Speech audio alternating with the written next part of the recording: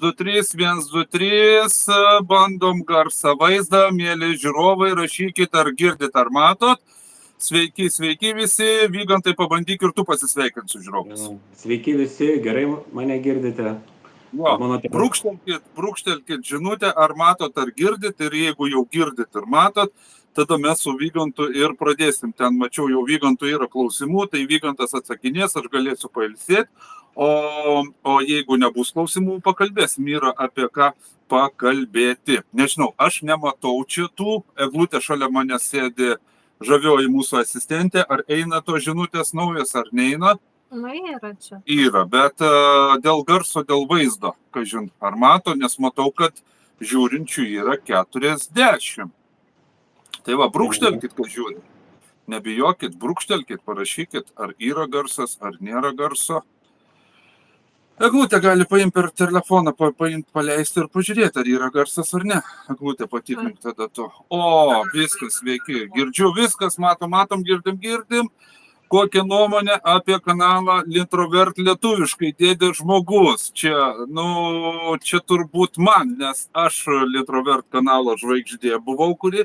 Aš manau, kad tai yra tiesiog delfinės žuvytės suvokimo lygio žmogelis ir jam važiuoja stogas, kada jis pamato mano informaciją, mačiau jis ir Vygantą kritikavo.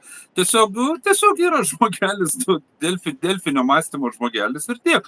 Tai, ką mes kalbam, jiem važiuoja stogas ir jie bando kažkaip kritikuoti, daryti kažkokias laidas, bet tai, čia nėra apie ką kalbėti. Čia tas pats, kaip bandyti šunį, aš turiu šunį, vokiečio Vyganį, bandyti paaiškinti, koks gražus yra dangus, kaip apie gyvenimą bandyti pasikalbėti ir va taip. Vygantai, kaip ten apie Janutienę, Vygantai? Taip, matau jau. Tie žiūrovai, kurie gal nematė priekį, tai Vygantą kritikuoja, tarp kitko aš irgi tada palaikiau Vygantą, kodėl Vygantas palaikė Janutienę, kai apribojo, liaudiškai tariant, šitais terminais gavo straiką ir buvo apribotas YouTube kanalas ir Vygantas palaikė Janutienę. Šį Vygantą jau tau. Čia nėra ką per daug kalbėti, visi mes sėdėme YouTube, ten labai keistos taisyklės, tos yra. Vienas dalykas, ar pritarti Janutienės politiniam pažiūrom, aš nepritariu jom, visiškai nepritariu, yra mano tikra, reiškia, kaip ir politinė priešininkė, bet aš taip pat galvoju, kad visi turi teisę pasisakyti, tiek Ramanauskas, tiek Janutienė, tiek mes visi. Ir nėra gerai, kada ateina kažkas iš YouTube ir paima taip ir uždaro kanalą dėl vienų ar kitų priežasčių ten. Ir nereikia pamiršti, kad ir tokio Trumpo buvo viskas išjungta, ir Facebookas, ir Twitteris. Tai parodo, kad tos visos platformos, tos socialinių tinklų platformos yra jau galingesnės negu už pačią, kad ir tų pačių amerikiečių valdžią. Tai, kad aš Janutienės politiškai nepalaikau, mūsų skirtingos pažiūros, bet aš jos palaikau tą teisę, kad ji gali laisvai reikšti nuomonę, iki tol, kol ji nekursto ten atviros tos vadinamos kažkokios tos tautinės nesantaikos ar kažkokių tai susidorojimų. Aišku, paskutinėse laidose ji ten jau yra kitaip pavariusi, bet vis dėlto jinai turi teisę kalbėti.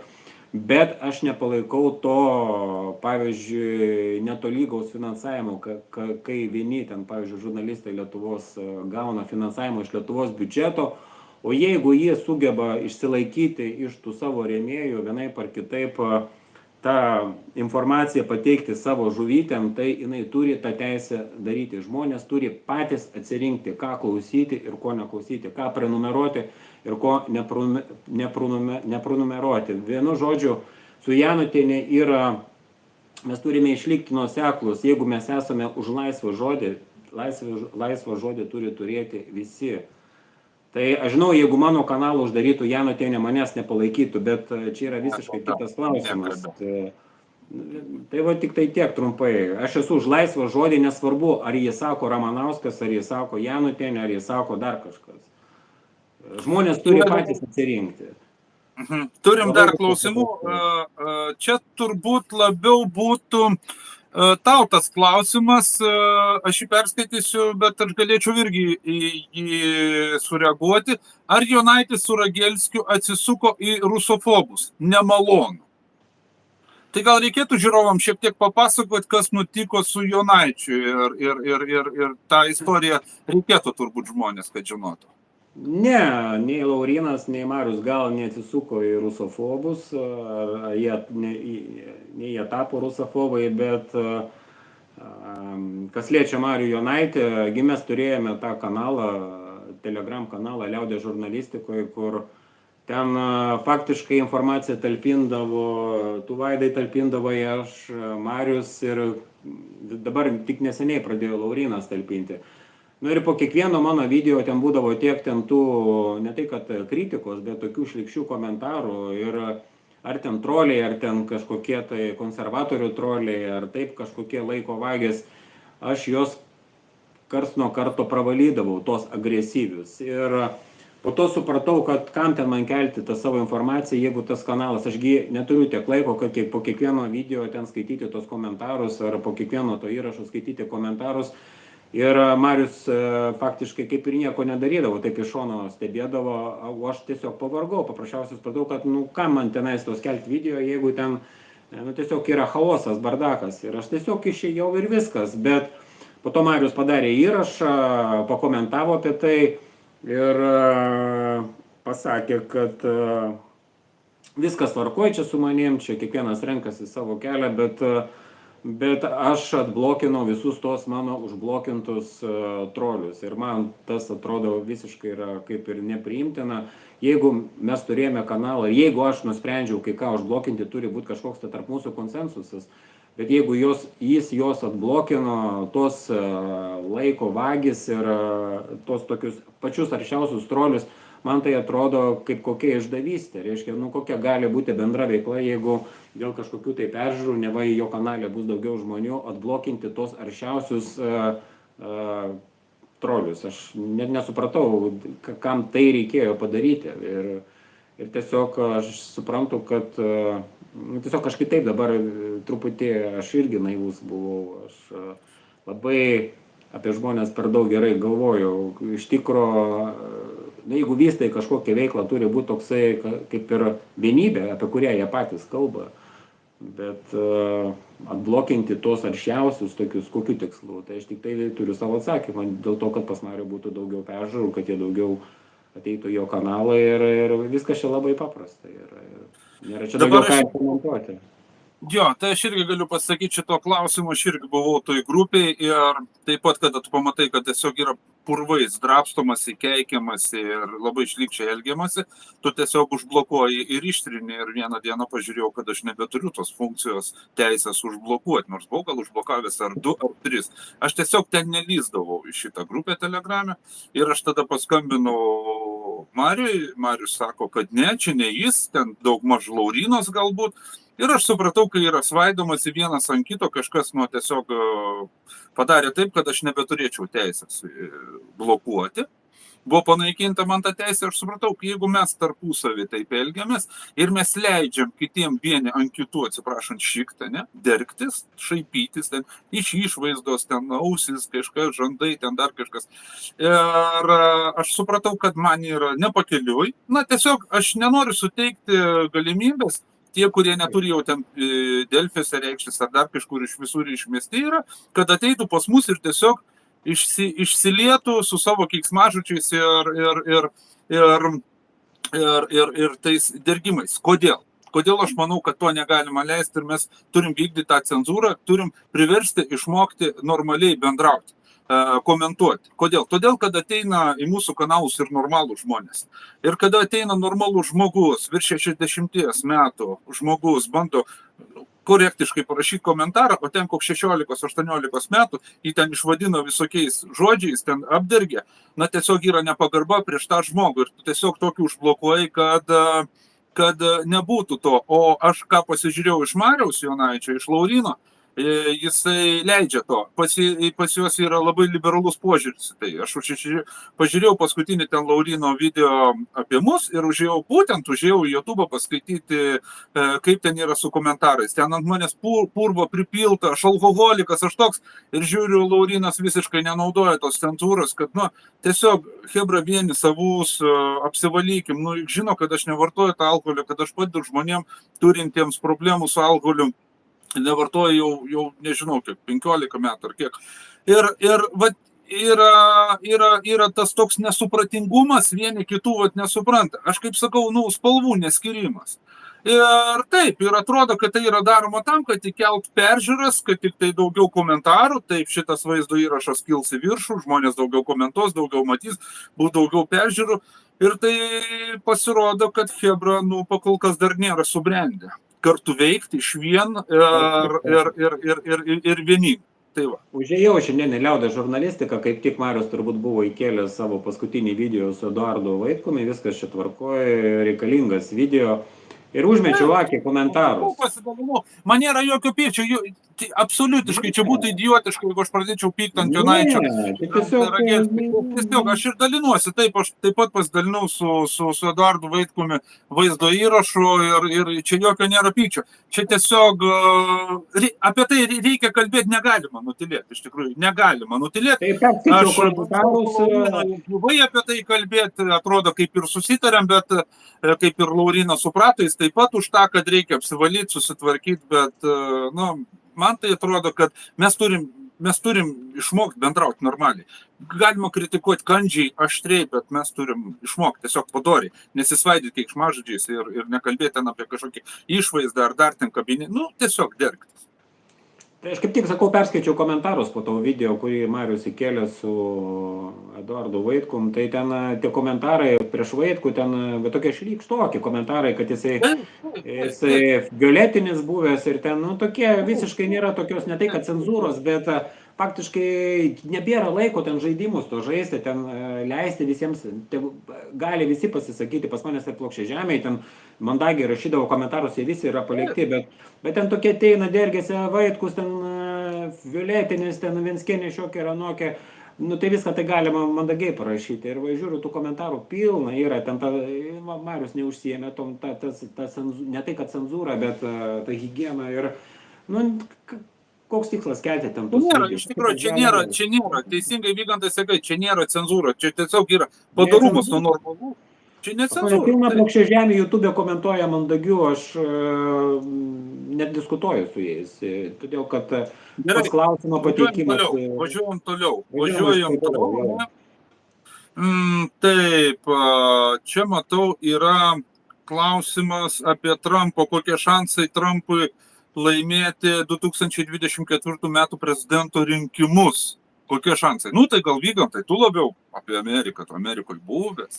Aš nežinau, kokie ten Trumpui šansai yra, gal ir yra kažkokie, bet kaip tik perklausiau šiandieną tokią paskaitą Artamonovo, toks vienas iš geresnių Rusijos analitikų, tai tokia mintis, mes esame apie tai kalbėję ir net įrašus daug anksčiau darė, kad Trumpas nėra joks gelbėtojas ir faktiškai Trumpas yra Rusijos priešas, tik kaip jis įvardino, jis yra priešas, o Bidenas yra atviras priešas ir siekia viltis, kad atėjus Trumpui į valdžią karas baigsis Ukrainoje, tiesiog yra labai naivu ir gal kažkiek bus tas kitokio formato pokalbis su Rusija, bet kad ten Trumpas kažkoks tai pasaulio gelbėtojas, Trumpo devizas yra stipri Amerika, tai reiškia stipri Amerika negali būti be silpnos Rusijos ir Kinijos. Vienu žodžiu, šitą Trumpą nedėčiau labai daug vilčių, bet manau, kad žmonės Amerikoje yra pavargę nuo to Bideno ir laisvai gali už Trumpą prabalsuoti, jeigu leis jam ateiti tos jėgos, tas deep state'as kaip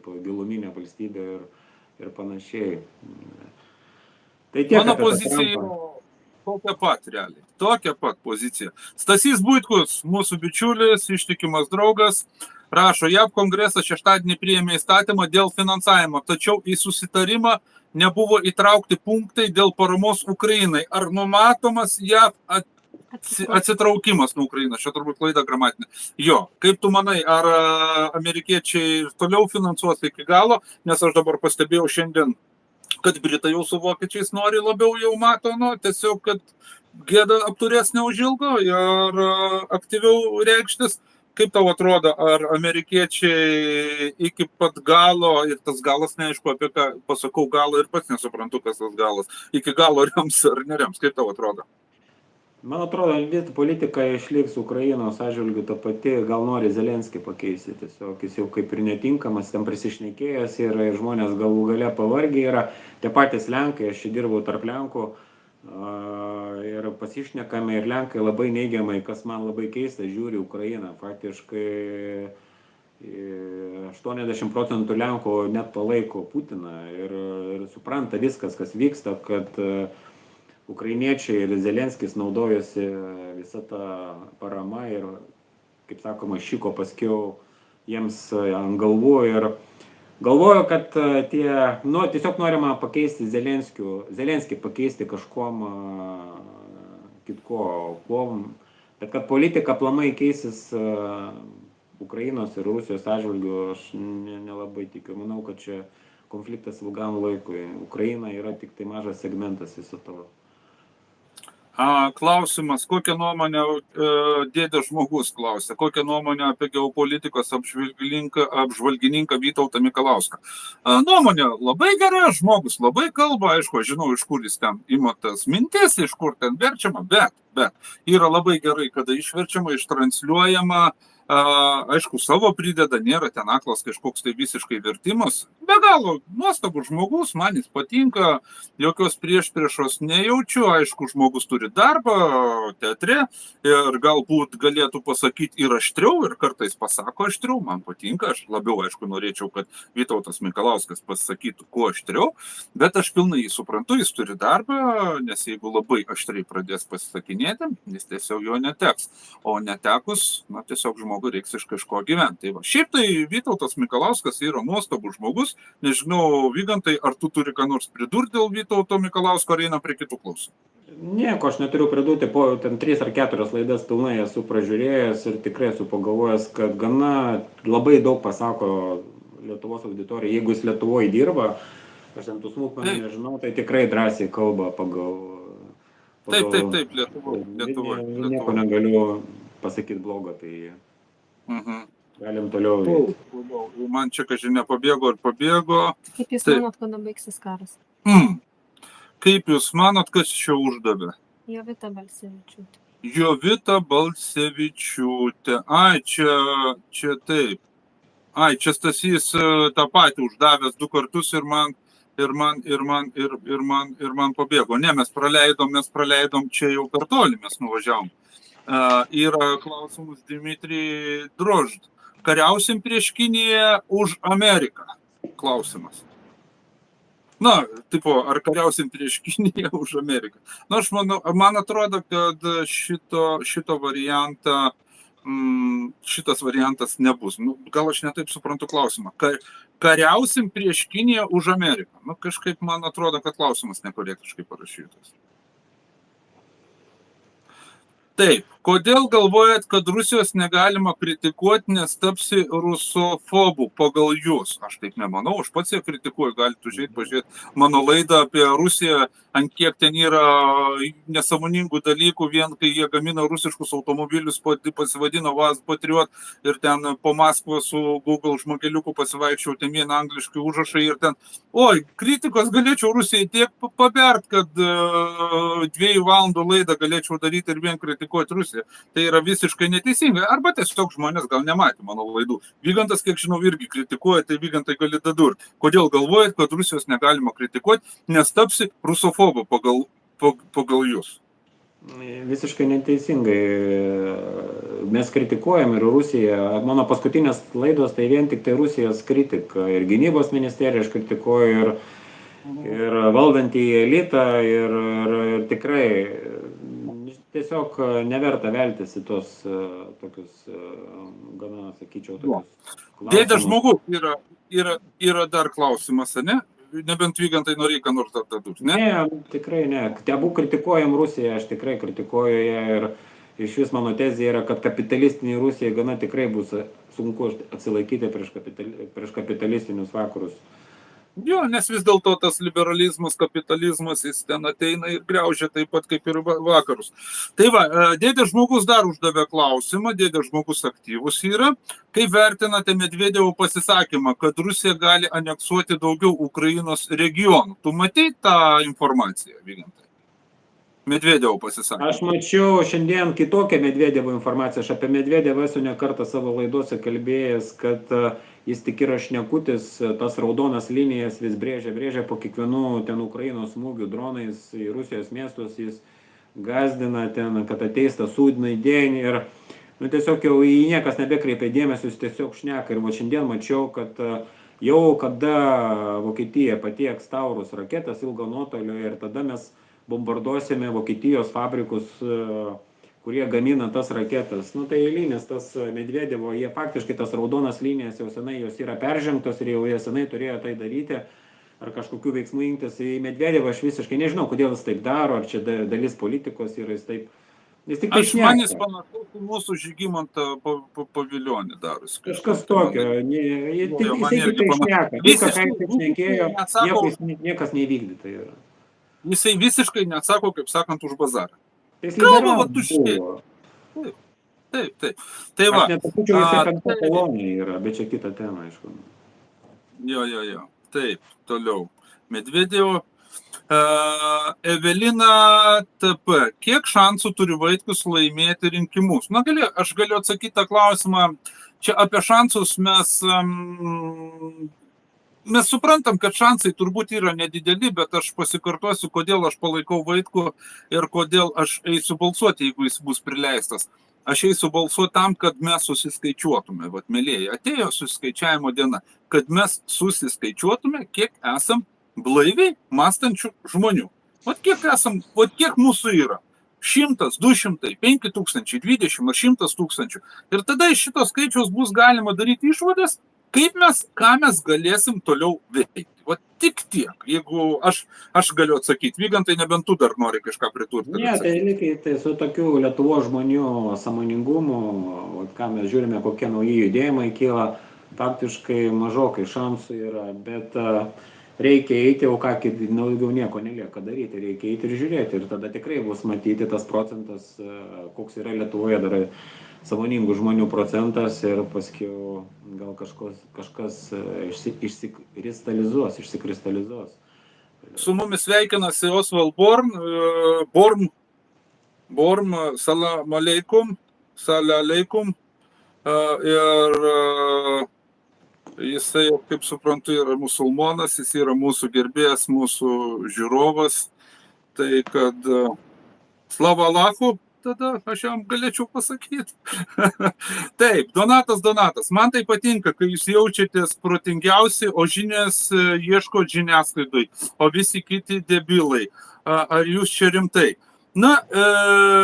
Debilais palaikėt jūs, čia gerbiamas Donatai. Mes nelaikom kitų debilais ir mes nelaikom visų kitų debilais. Taip, kad čia yra toks teiginys visiškai neteisingas.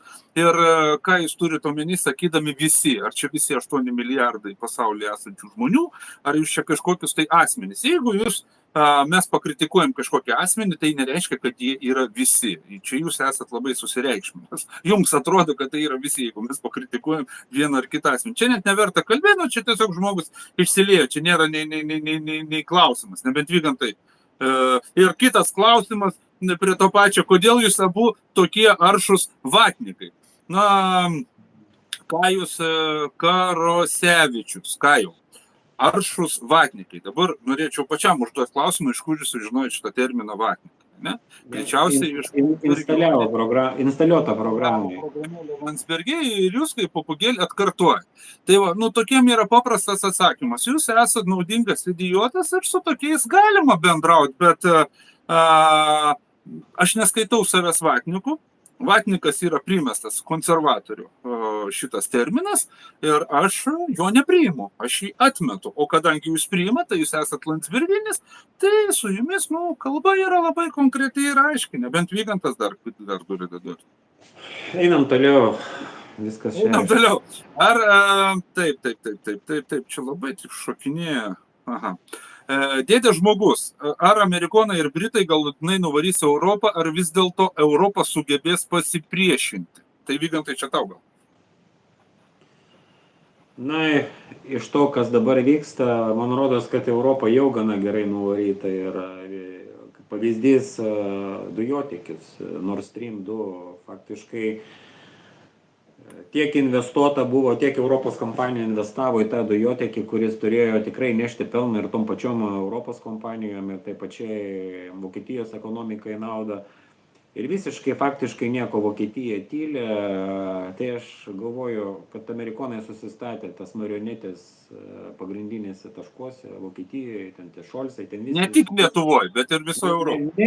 Ne tik Lietuvoje ir marionetės, tai manau, kad amerikiečiai, anglosaksai, kaip jos ta kryptim labai gerai dirba. Nežinau, ką jie turi ant tų žmonių, ant tų Vokietijos politikų, ar jie ten yra prisidirbę, ar kompromatus turi, bet tai, kas vyksta, jie faktiškai veikia prieš vokiečių tautą, tas Vokietijos elitas. Nu, aš kiek su vokiečiai pabendrauju, aš čia teko čia ir Vokietijoje pagyventi, kiek pabendrauju su vokiečiais, tai visi vokiečiai sako, kad vamzdį susprogdino amerikiečiai, nes, nu, kam, kad Vokietijos elitas nieko nesipriešina, tai neįgali, faktiškai jau jie yra neįgalus, žiūrint į jų elitą. Kas bus toliau, nežinau, ar kokios čia politinės jėgos, kaip Slovakijoje kažką darys, ar čia... Va, Vygantai, šiek tiek tave pertraukiu ir Evelina klausia, ar įmanoma Lietuvoje kaip Slovakijoje, kad rinkimus laimėtų nepritarantis karui. Čia, kaip sakant, į tą patį, ką tu pradėjai kalbėti apie Slovakiją. Mes žinom, kad Slovakijoje vakar vyko rinkimai ir laimėjo daugumą prorusiški, kurie pasisako prieš visokius paradus, pasisako prieš rėmimą. Konkrečiai pasisako nei vieno šovinio, kritikuoja Europos primetamą diktatūrą ir pasisako už artimesnius ir glaudesnius ryšius su Rusija. Kodėl Lietuvoje mes neturim tokios partijos, kodėl Lietuvoje nėra tokių politikų? Taip, tai Vygantai, gal pradėk tu ir aš po to prisidursiu, ar kaip? Nu. Na, galima sakyti, kad pas mumis nėra todėl, kad labai gerai dirba valstybės saugumo departamentas, sugeba infiltruoti į įvairius judėjimus savo žmonės ir dar nesusibūrus kažkokiai partijai, jau jinai pradeda ten klibėti, visokios intrigos, vienas kitos skandinimas. Bet jeigu iš tikrųjų būtų dauguma Lietuvos žmonių sąmoningesni, manau, kad tie judėjimai atsirastų savaime, toks kaip tas sąjūdis, kai atsirado, kai buvo tas agregorius, kai visi neva norėjo tos nepriklausomybės, galbūt ir iš tikrųjų žmonės norėjo tos tikros nepriklausomybės, bet tie gudručiai tom pasinaudojo. Dabar aš nematau, kad žmonės yra pribrendę prie tų, reiškia, galim padaryti išvadą, kad Slovakijos visuomenė yra keliais žingsniais priekyje. Nežinau, kodėl taip yra, manau, kad vis dėlto ar čia mentalitete yra, ar čia yra gilesnės šaknės problemos, sunku pasakyti, bet kokią mes turime dabar opoziciją, jinai tiesiog yra nepajėgi to padaryti. Pavieniai asmenys tam kalba, bet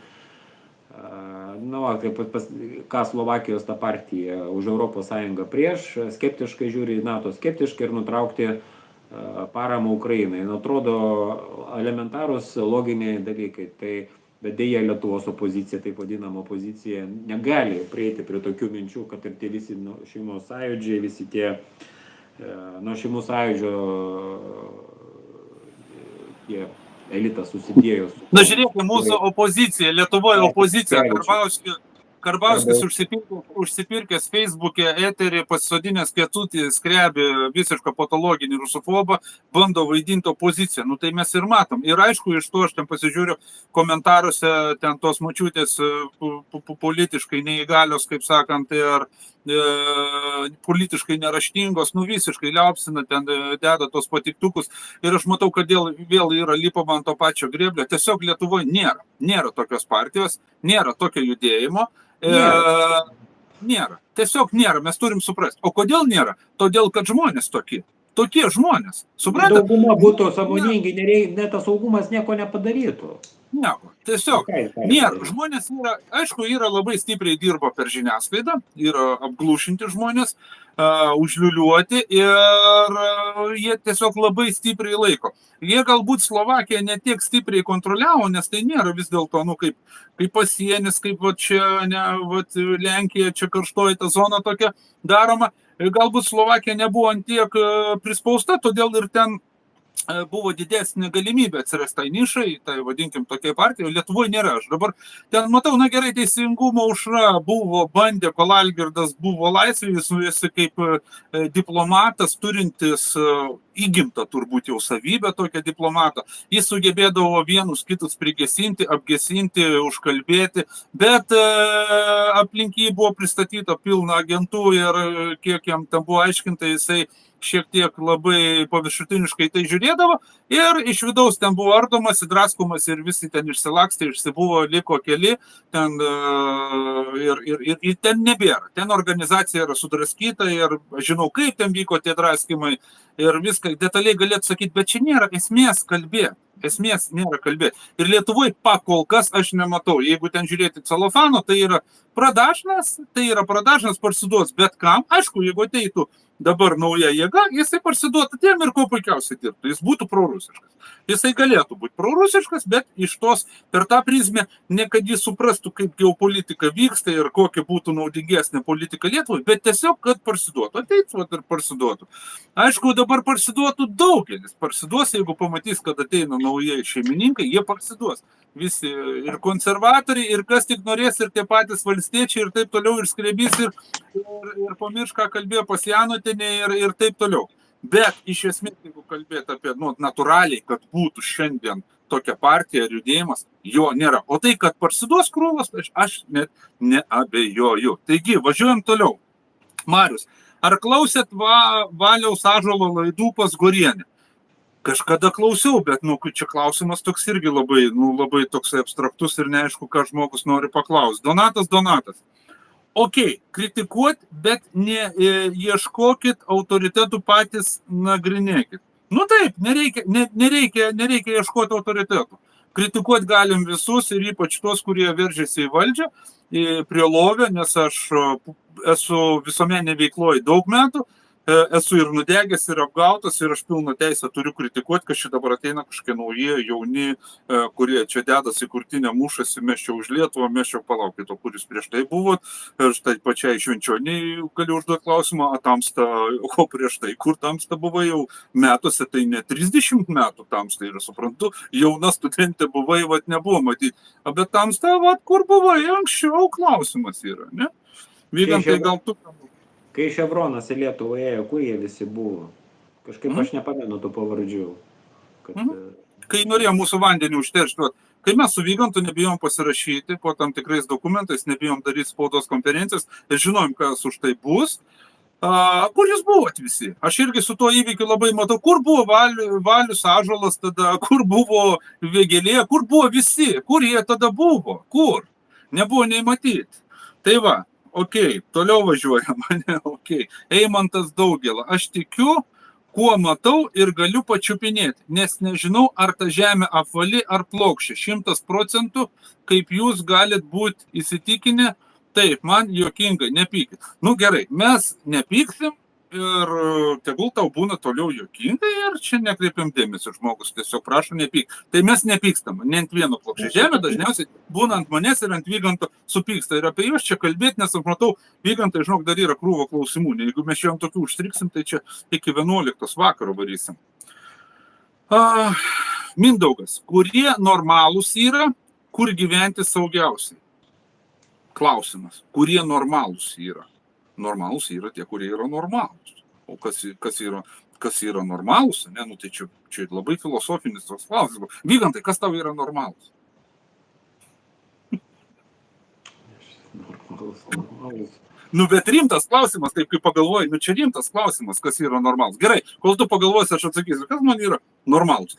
Tie, kurie žiūri į tradicinę šeimą kaip į vertybę, tie, kurie kalba apie savo politiką, kurį mes turim, kad ir pačioje geopolitikoje mes esame mažiukai, kad turėtume stengtis maksimaliai turėti savo savarankišką politiką, kad turėti savo valiutą, kad būtų neparsidavę, būtų savanaudžiai savo šaliai, politikai, vat tokie vat yra man normalūs. Kur gyventi saugiausia, o ten, kur yra saugu gyventi, yra saugiausia.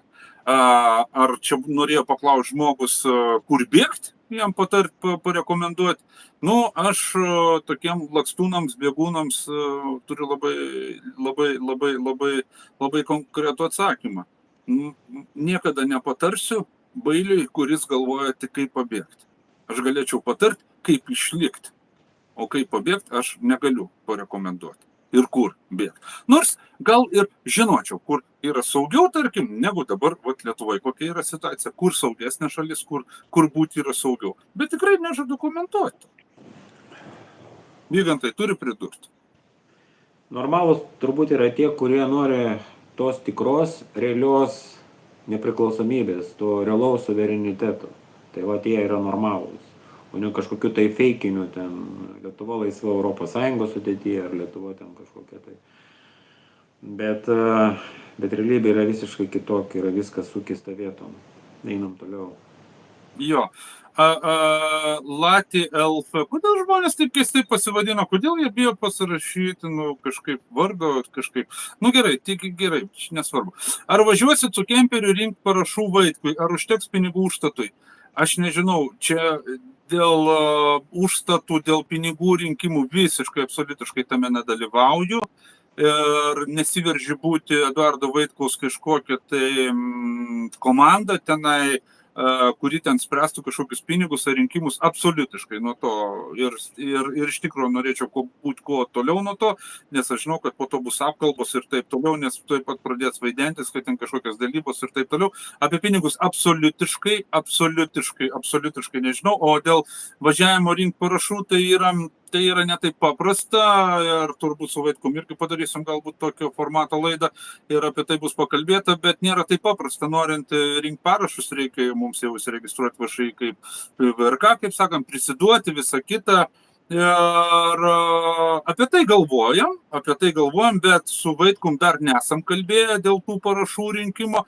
Ar reiks, jeigu reiks, paprašys, turbūt, kad sutiksim. Tai va toks jau man buvo klausimas konkretus, čia Vygantas į tai turbūt nepapildys.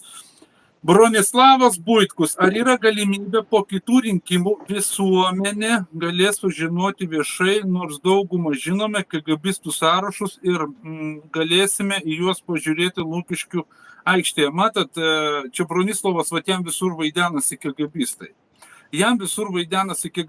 Šiandien žiūrėjau Žemaitaičio nusiklėdėjimus, kada Slovakus išrinko Slovakijoje prorusišką partiją ir jisai sako, pažiūrėsim, ar dabar KGBistiniai, kremliniai portalai, tarkim, ten kaip rašys, jis turėjo omeny Delfius, ten Lietuvos rytus ir visą kitą.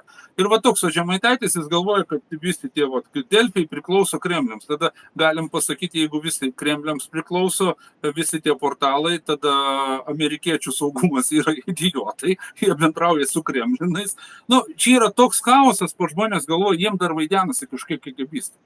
Jiem grėsmė dar šiandien tebėra KGBistai. Antiek yra praplautos smegenys, mėlyje, ne KGBistai grėsmė, nebėra tos KGB pas mus, suprantat? Nebėra, yra tiesiog vakarų kolonija, mes esam ir čia yra statytiniai. Kokie KGB? Tai, kad jie kažkada buvo KGB, po to nebebuvo, jie po to gal vėl tapt KGB, bet čia nesmė yra, jūs suprantat? Kad jis nubėga iš vienos kontoros į kitą perbėga. Koks skirtumas? Mes važiuojam, žiūrėkit, buvo komunistas, išaiškėjo visai nesenai, turim Gitaną Nausėdą, ir kas? Ir ką? Ir sužinojot, ir ką? Ir kaip toliau? Ir žiūriu Vilmorus apklausos, visą kitą, puikiausiai Nausėda konkuruoja, nei jis ten krito, nei jis ten nukrito, nei kažkas atsitiko, reitingai jo, nieko. Suprantat, čia yra tokia kaip kova prieš chemtrailus. Kaip jis gali prieš tai kovoti? Kaip jis gali? Į kalėjimus sukiš KGBistas. Kad jis buvo KGBistas, už tai dabar jį sodinti kalėjimą, kad jis tarybiniais laikais buvo KGBistas. Aš manau, kad į kalėjimą reikia sodinti tuos, kurie nuo nepriklausomybės laikų pardavė Lietuvą. Aš manau, kad tuos reikia sodinti kalėjimą, o ne tuos, kur kažkada kažkur kažką buvo. Nu, buvo tokia santvarka, jie buvo toj santvarkoj. Nu, dabar reikia sodinti tuos, kurie dabar pardavinėja Lietuvą, kurie pardavė vakar, užvakar, Mažeikių naftą, kurie už litą pardavė. Nu, tuos reikia sodinti, kad naudos būtų atimti iš jų užgrobtą turtą, susikrautą Šveicarijos bankuose, sąskaitas milijardinės susikrovė. Tai va tuos reikėtų, tai bent kad kažkokia nauda Lietuvai būtų, kad galėtų atimti tai, kas buvo pavogta, gamyklos, taigi šiandien veikiančių pilna tų gamyklų, kur yra prisivogę verslininkai tapę, eiliniai vagys. Va. Taip, tarp jų buvo KGBistų, visokių komuniagų ir taip toliau. Taip, nu tai mes apie tai gal turėtume kalbėti, bet ne apie tai, kad čia sąrašus į kalėjimą Lukiškių aikštėje.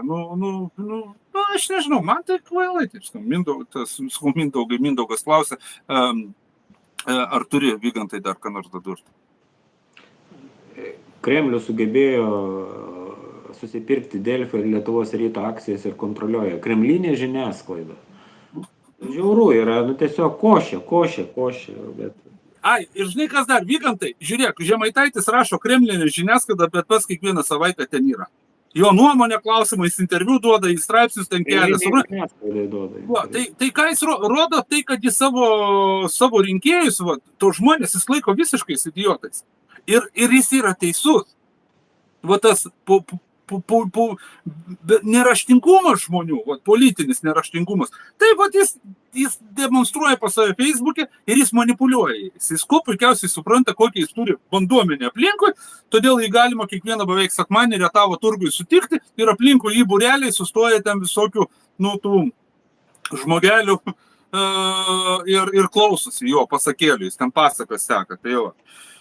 Jo, labai geras pastebėjimas. Toliau, Mindaugas. Trumpas milijardierius neturi šansų, o čia Vaitkus vargšas pensininkas, nejuokinkit apie šansus, jokių nėra. Ką kalbėti, sistema neprileis. Na, Mindaugas turbūt kalba, turbūt žino, kad sistema neprileis. Na, bet aš jeigu prieš tai atsakiau, kodėl aš palaikau Vaitkų, ne dėl to, kad jis išeitų, dėl to, kad susiskaičiuotumėm. Ir čia toksai yra, sėjimas o tokio nepasitikėjimo. Donatas, Vaitkui nėra šansų, tik gerai, kad patobulins dalį procentą sąmoningumo. Irgi gerai. Kada Minėdą pakalbinsite, Tomas Kelpša? Na gerai, atsakysiu sąžiningai. Kai daugelis nesupranta, kas čia buvo su to Minėdu ir taip toliau, kada mes darėm reportažus.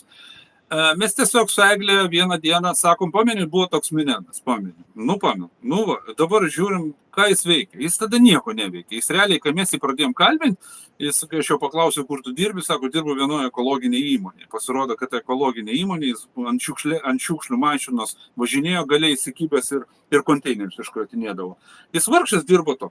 Ir aš galvau, kad jis tiesiog buvo išnaudotas, neturintis klausos, balso ir taip toliau, iš jo buvo pasišaipoma, išsišaipyta. Ir jis visam gyvenimui paverstas tokiu nuskriaustuoju klounu ir galvoju, gal reikia pakalbinti, o gal žmogus visai normalus. Ir kas įdomiausia, kada mes jį pakalbinom, jis gan normaliai kalbėjo ir visą kitą.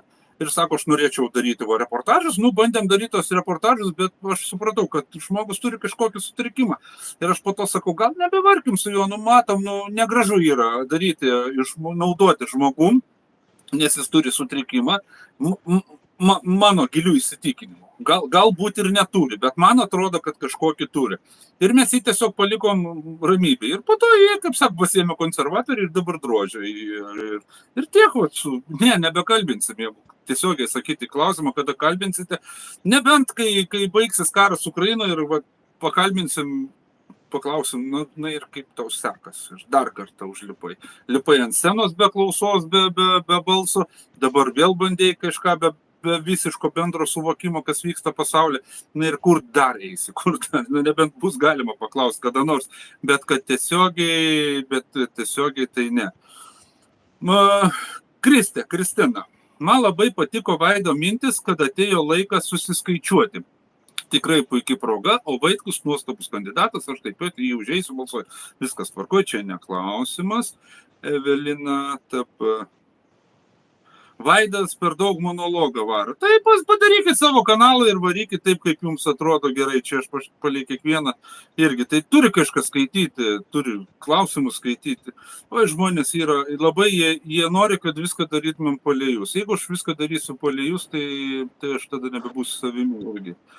Taip. Paleidau. Praleidau, nu, vat pabėgo kažkur. Gal klausimai, ar matėt? Ar matėt? Taip, man reikia čia tada susirasti. O. Va, Geriau per telefoną. jo. Ar matėt, Putinas paskyrė naują PMC Wagner grupės vadovą Andrėjų Troševą? Tuo pačiu grįžta Wagnerį į Ukrainos frontą. Kaip manot, kada rusų kontrapuolimas prasidės? Čia tau klausimas.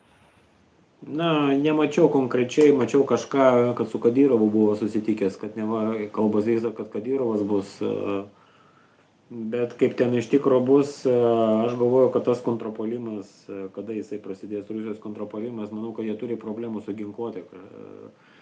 Ir aišku, vyksta mobilizacija, kiek aš žinau, yra savanoriškumo pagrindų mobilizuota 300 000 ir iki naujų metų planuojama dar 170, tai žodžiu tokie naujieji mobilizuoti bus 470 000 prie tų, kurie jau yra fronte.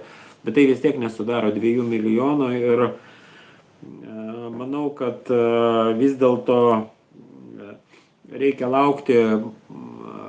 Ką žinau, kad bet kokios dėrybos ar kažkoks ugnies nutraukimas vėliau ar anksčiau atsisuks prieš Rusiją, nes dabar tas ugnies nutraukimas būtų naudingas vakarams, tas toksai dalykas. Dabar jau nebebus jokių žaidimų, dabar kažkuri pusė turi laimėti, arba viena, arba kita pusė, nes tą, ką mes matome Ukrainoje, yra tik tai to didžiojo konflikto tarp civilizacijų pradžia. Ir mes visi galvojame, kada čia tas kontrapuolimas, kada čia rusai smogs, bet realiai yra tokia situacija. Pavyzdžiui, aš šiandien buvau labai nustebęs ir šiandien video padariau, karinis analitikas, jis aplamai geras analitikas yra, Tamonovas pasakė, kad vis dėlto tai buvo propaganda, kad Rusija neturi pranašumo ore. Man tai buvo, kaip čia taip, aš visada galvau, kad Rusijos aviacija aukštumoje yra. Pasirodo, pranašumas ore gali būti kažkoks, nes Ukraina visiškai neturi faktiškai tokios aviacijos, bet ką jis pasakė, kad Ukraina turi net daugiau dronų negu Rusija, 1:3. Ir tai pasakė Artamonovas, kuris tikrai ten yra prie tų tokių aukštos klasės ekspertų. Ir aš supratau tik vieną dalyką, tą, ką mes girdėjome federaliniuose Rusijos kanaluose, tai yra faktiškai nėra tiesa. Tai tas kontrapuolimas, kada jisai bus, niekas negali pasakyti. Tol, kol, bet logistika stiprėja jų ir manau, kad kai buvo ta pirmoji mobilizacija, visi mes atsimename, kad atveždavo tos karius, ten išlaipindavo laukėjai, tenais būdavo likimo valiai palikti. Dabar taip nėra, dabar yra visi tie reikalai sutvarkyti. Ir ta logistika gerėja, renkamas tas rezervas ir ką jie darys su to rezervu, manau, kad kažkokie tai veiksmai bus. Jeigu nebus 5-osios kolonos įsikišimo ir nebus tas ugnies nutraukimo kažkokios paliaubos, kuris veiks prieš Rusiją, vėliau ar anksčiau, tai atsilieps. Tai žiūrim, stebim. Čia mes. Gerai. Klausimas. Čia jau rimtas klausimas, Marius klausė. Kodėl jūs prieš Europos Sąjungą, jei žmonėm dėl jo žymiai patogiau keliauti ar dirbti, gyventi užsienyje? Atsakau labai paprastai.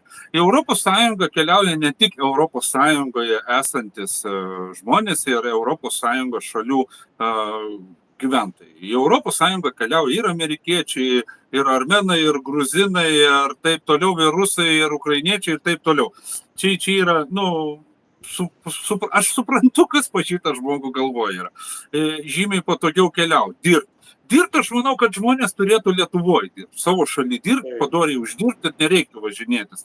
Užsienyje gyventi, tuo labiau žmonės turėtų gyventi savo šalį, dirbti savo šalį, uždirbti, o į Europos Sąjungą gali keliauti bet kas, praktiškai pasidarė vizą, kam reikia, kam nereikia ir viskas. Taip, kad čia, todėl ir yra tai, kad kodėl prieš Europos Sąjungą aš esu prieš diktatūrą ir prieš šalių griovimą, kada Europos Sąjungą mes įstojom, ką mes įsipareigojom, viską užsidaryti, viską išsigriauti, išsiplėšti, nei atominės elektrinės, nei Mažeikių naftą, mes galim vardinti, mes patapom nebesavarankiški. Vat žmogelį labai primityviam, matau žmogui, atsakau labai primityviai. Norėčiau būti savarankiškas, vat savo turėti, savo pramonę, savo gamyklą, savo elektrą pigę, darbo ir gyventi, o į Europos Sąjungą važiuoti pakeliauti, pasižiūrėti. Ir viskas, labai paprastas atsakymas. Vygantai turi ką pridurti? Aš visada buvau euroskeptikas ir toks turbūt visada pasiliksiu. Nėra čia ką daugiau pridurti. Tai, kad Europos įstatymai yra viršesni Lietuvos įstatymų, viską pasako. Ar jūs norėtumėt, kad ateitų jūsų butą ir kažkoks tai šeimininkas nurodytų, kokios spalvos tapetus išklijuoti ar kokias plytelės parinkti. Net jeigu jos būtų... Vaikus auklėt svarbiausia. Ir vaikus auklėt. Jeigu jūsų yra tokia pasaulėžiūra, tada jums tinka Europos Sąjunga. Man, kaip gali Lietuvos įstatymai nebūti viršesni Europos Sąjungos įstatymų. Dabar yra atvirkščiai, tai rodo, kad jie bet kada gali uždėti ant Lietuvos įstatymų, net ir jeigu mes ateitumėm į valdžią, uždėti veto ir jie būtų kaip ir niekiniai. Tai rodo, kad mes jau esame kaip ir kolonija ir galų galiai ir teisiškai, kaip mes įstojame, visi mes žinome, kad nebuvo to teisinio įstojimo, buvo alus, buvo milteliai ir buvo klastojimas. Ir viskas. Jeigu žmonės nori Europos Sąjungos, turi būti referendumas. Tarp kitko, aš čia netoli dabar Maastrichto buvau, tai galvojau, reikia nuvažiuoti tą Maastrichtą, pasirodo, perskaičiau tą Maastrichto sutartį, 92 metais buvo pamatai padėti. Pasirodo, Danai balsavo prieš, buvo pas juos referendumas, daugiau kaip pusė Danų buvo prieš Europos Sąjungos tą sutartį ir taip toliau, bet kažkaip ten jos vis tiek įkišo.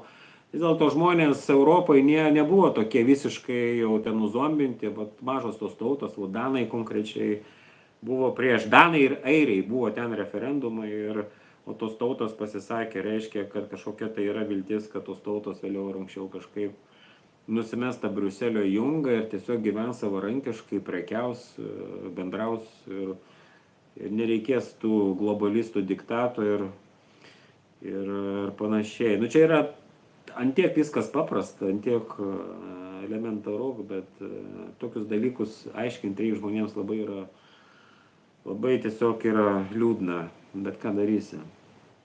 Klausimas, Kajus Karusevičius. Jūs abu teigiate, kad esat nešališki ir nepalaikot nei vienos pusės, tačiau nuolat kartojat Rusijai naudingą naratyvą. Man įdomu, ar jūs tikrai tikit, kad jei mes išeisim iš NATO, Rusija mūsų nepasiims. Čia tas toksai, delfinių žuvyčių, tos mentalitetas, toks, aišku, nenoris iškart kritikuoti žmogaus, bet ne vienos pusės naudinga naratyva. Kas tas yra naudingas naratyvas? Parašykit, iš naujo užduokit klausimą, suformuluokit konkrečiai, nes čia yra klausimas užduotas, jūs kartojat Rusijos naratyvą. Kas yra Rusijos naratyvas? Kai pasakysit, kas yra Rusijos naratyvas, man išaiškinsit, tada jums atsakysiu šitą klausimą ir dabar netgi nesigilinam, važiuojam toliau, nes tai yra primetamas toks, kodėl tu esi toks ir kodėl tu taip palauk aš toks nesu. Tai čia tokie. Taip, Dmitry Drozd. Mačiau prieš porą dienų, kad amerikosai ruošiasi karui prieš kinus. Ar taip mes kaip NATO eisim kartu? Na, jeigu aš manau, bus trečias pasaulinis pasuktas į Kiniją ir jeigu jame dalyvaus NATO, tai aišku, kad eisit, nieko jūs neišvengsit, mėlėjai, eisit ir liepsit ir bus privaloma. Man taip atrodo, kaip tau atrodo, jeigu pradėtų amerikonai su kinais. Čia man klausimas. Tai pas jų doktrinai parašyta gynybos, kad jų pagrindinis priešininkas Kinijai ir nesunku suprasti, kodėl Kinija darosi pirmoji pasaulio ekonomika ir amerikiečiai supranta, jeigu Kinija vienaip ar kitaip kažkaip pradės diktuoti pasaulio savo madas, amerikiečiams teks gyventi pagal kišenę.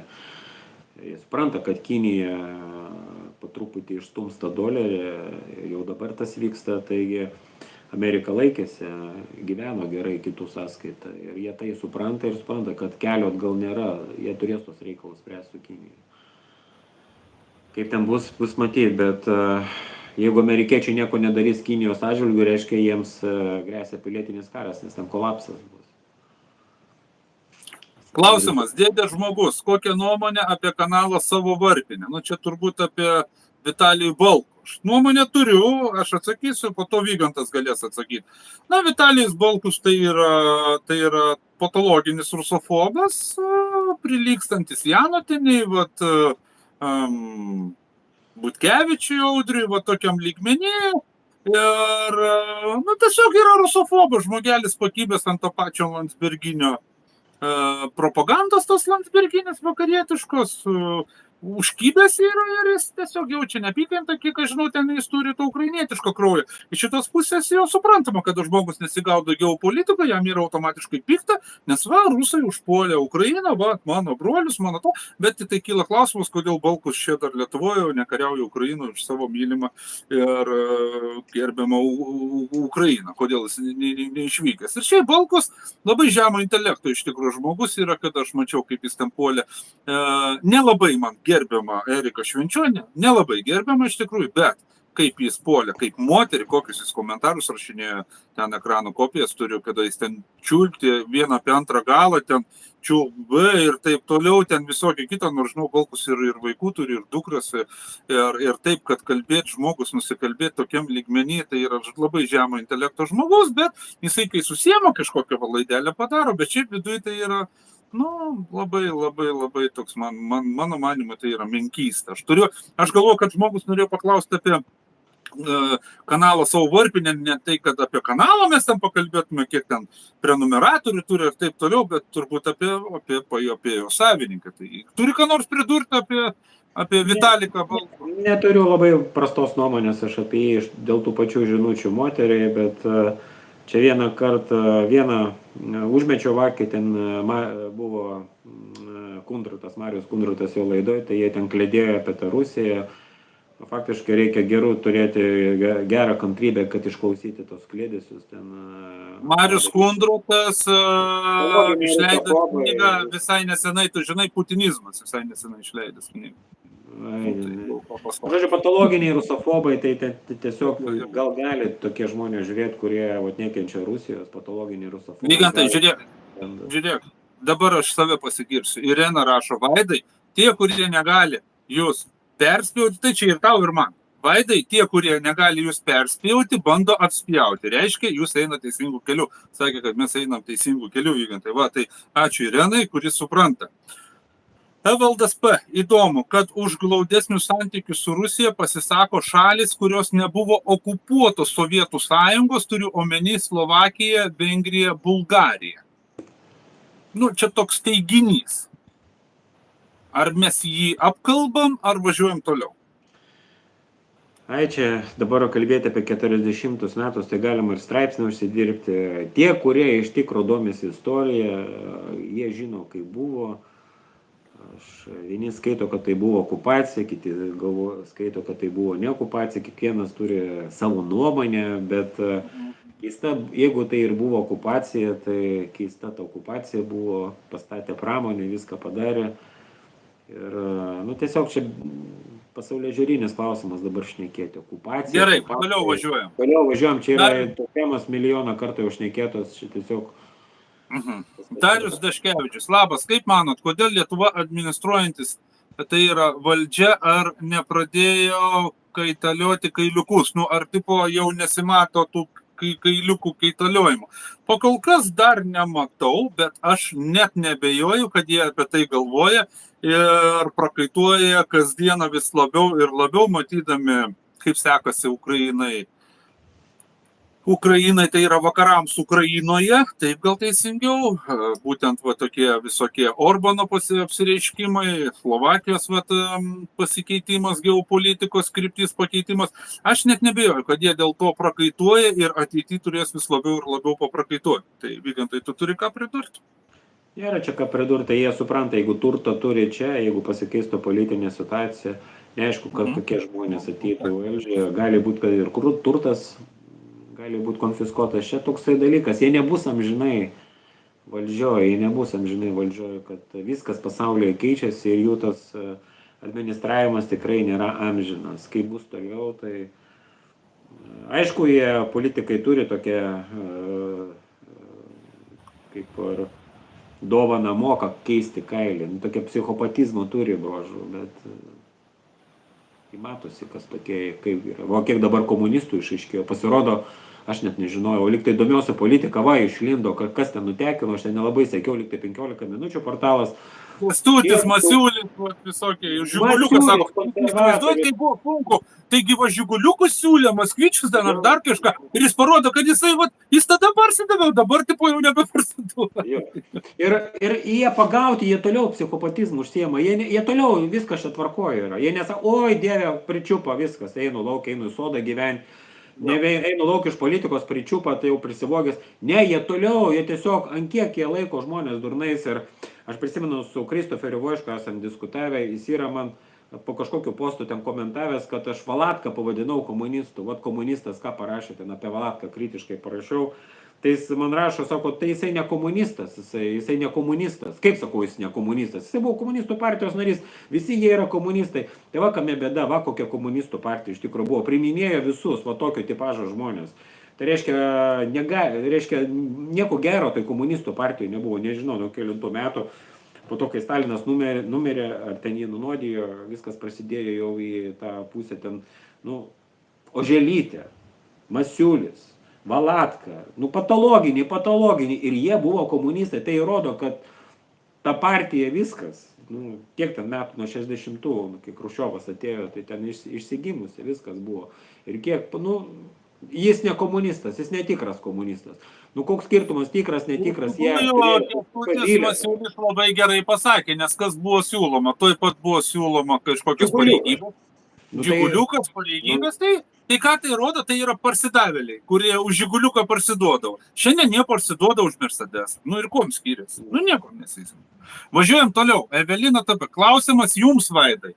Esate keletą kartų pasakę prieš emigrantus, bet ar nemanote, kad galimai dalis emigravusių atsibunda būtent pabuvoję plačiajame pasaulyje, pabendravę su vairiais žmonėmis? Taip, aš esu pasisakęs apie emigrantus, tuos, kurie išvykę dergėsi iš Lietuvos ir šaiposi iš tų, kurie čia liko, tame tarpe ir iš manęs, o patys ten nuvažiavę geria, degraduoja, tatuiruojasi ir vaidina kažkokiais lietuviais ir jiems dar suteikta teisė balsuoti.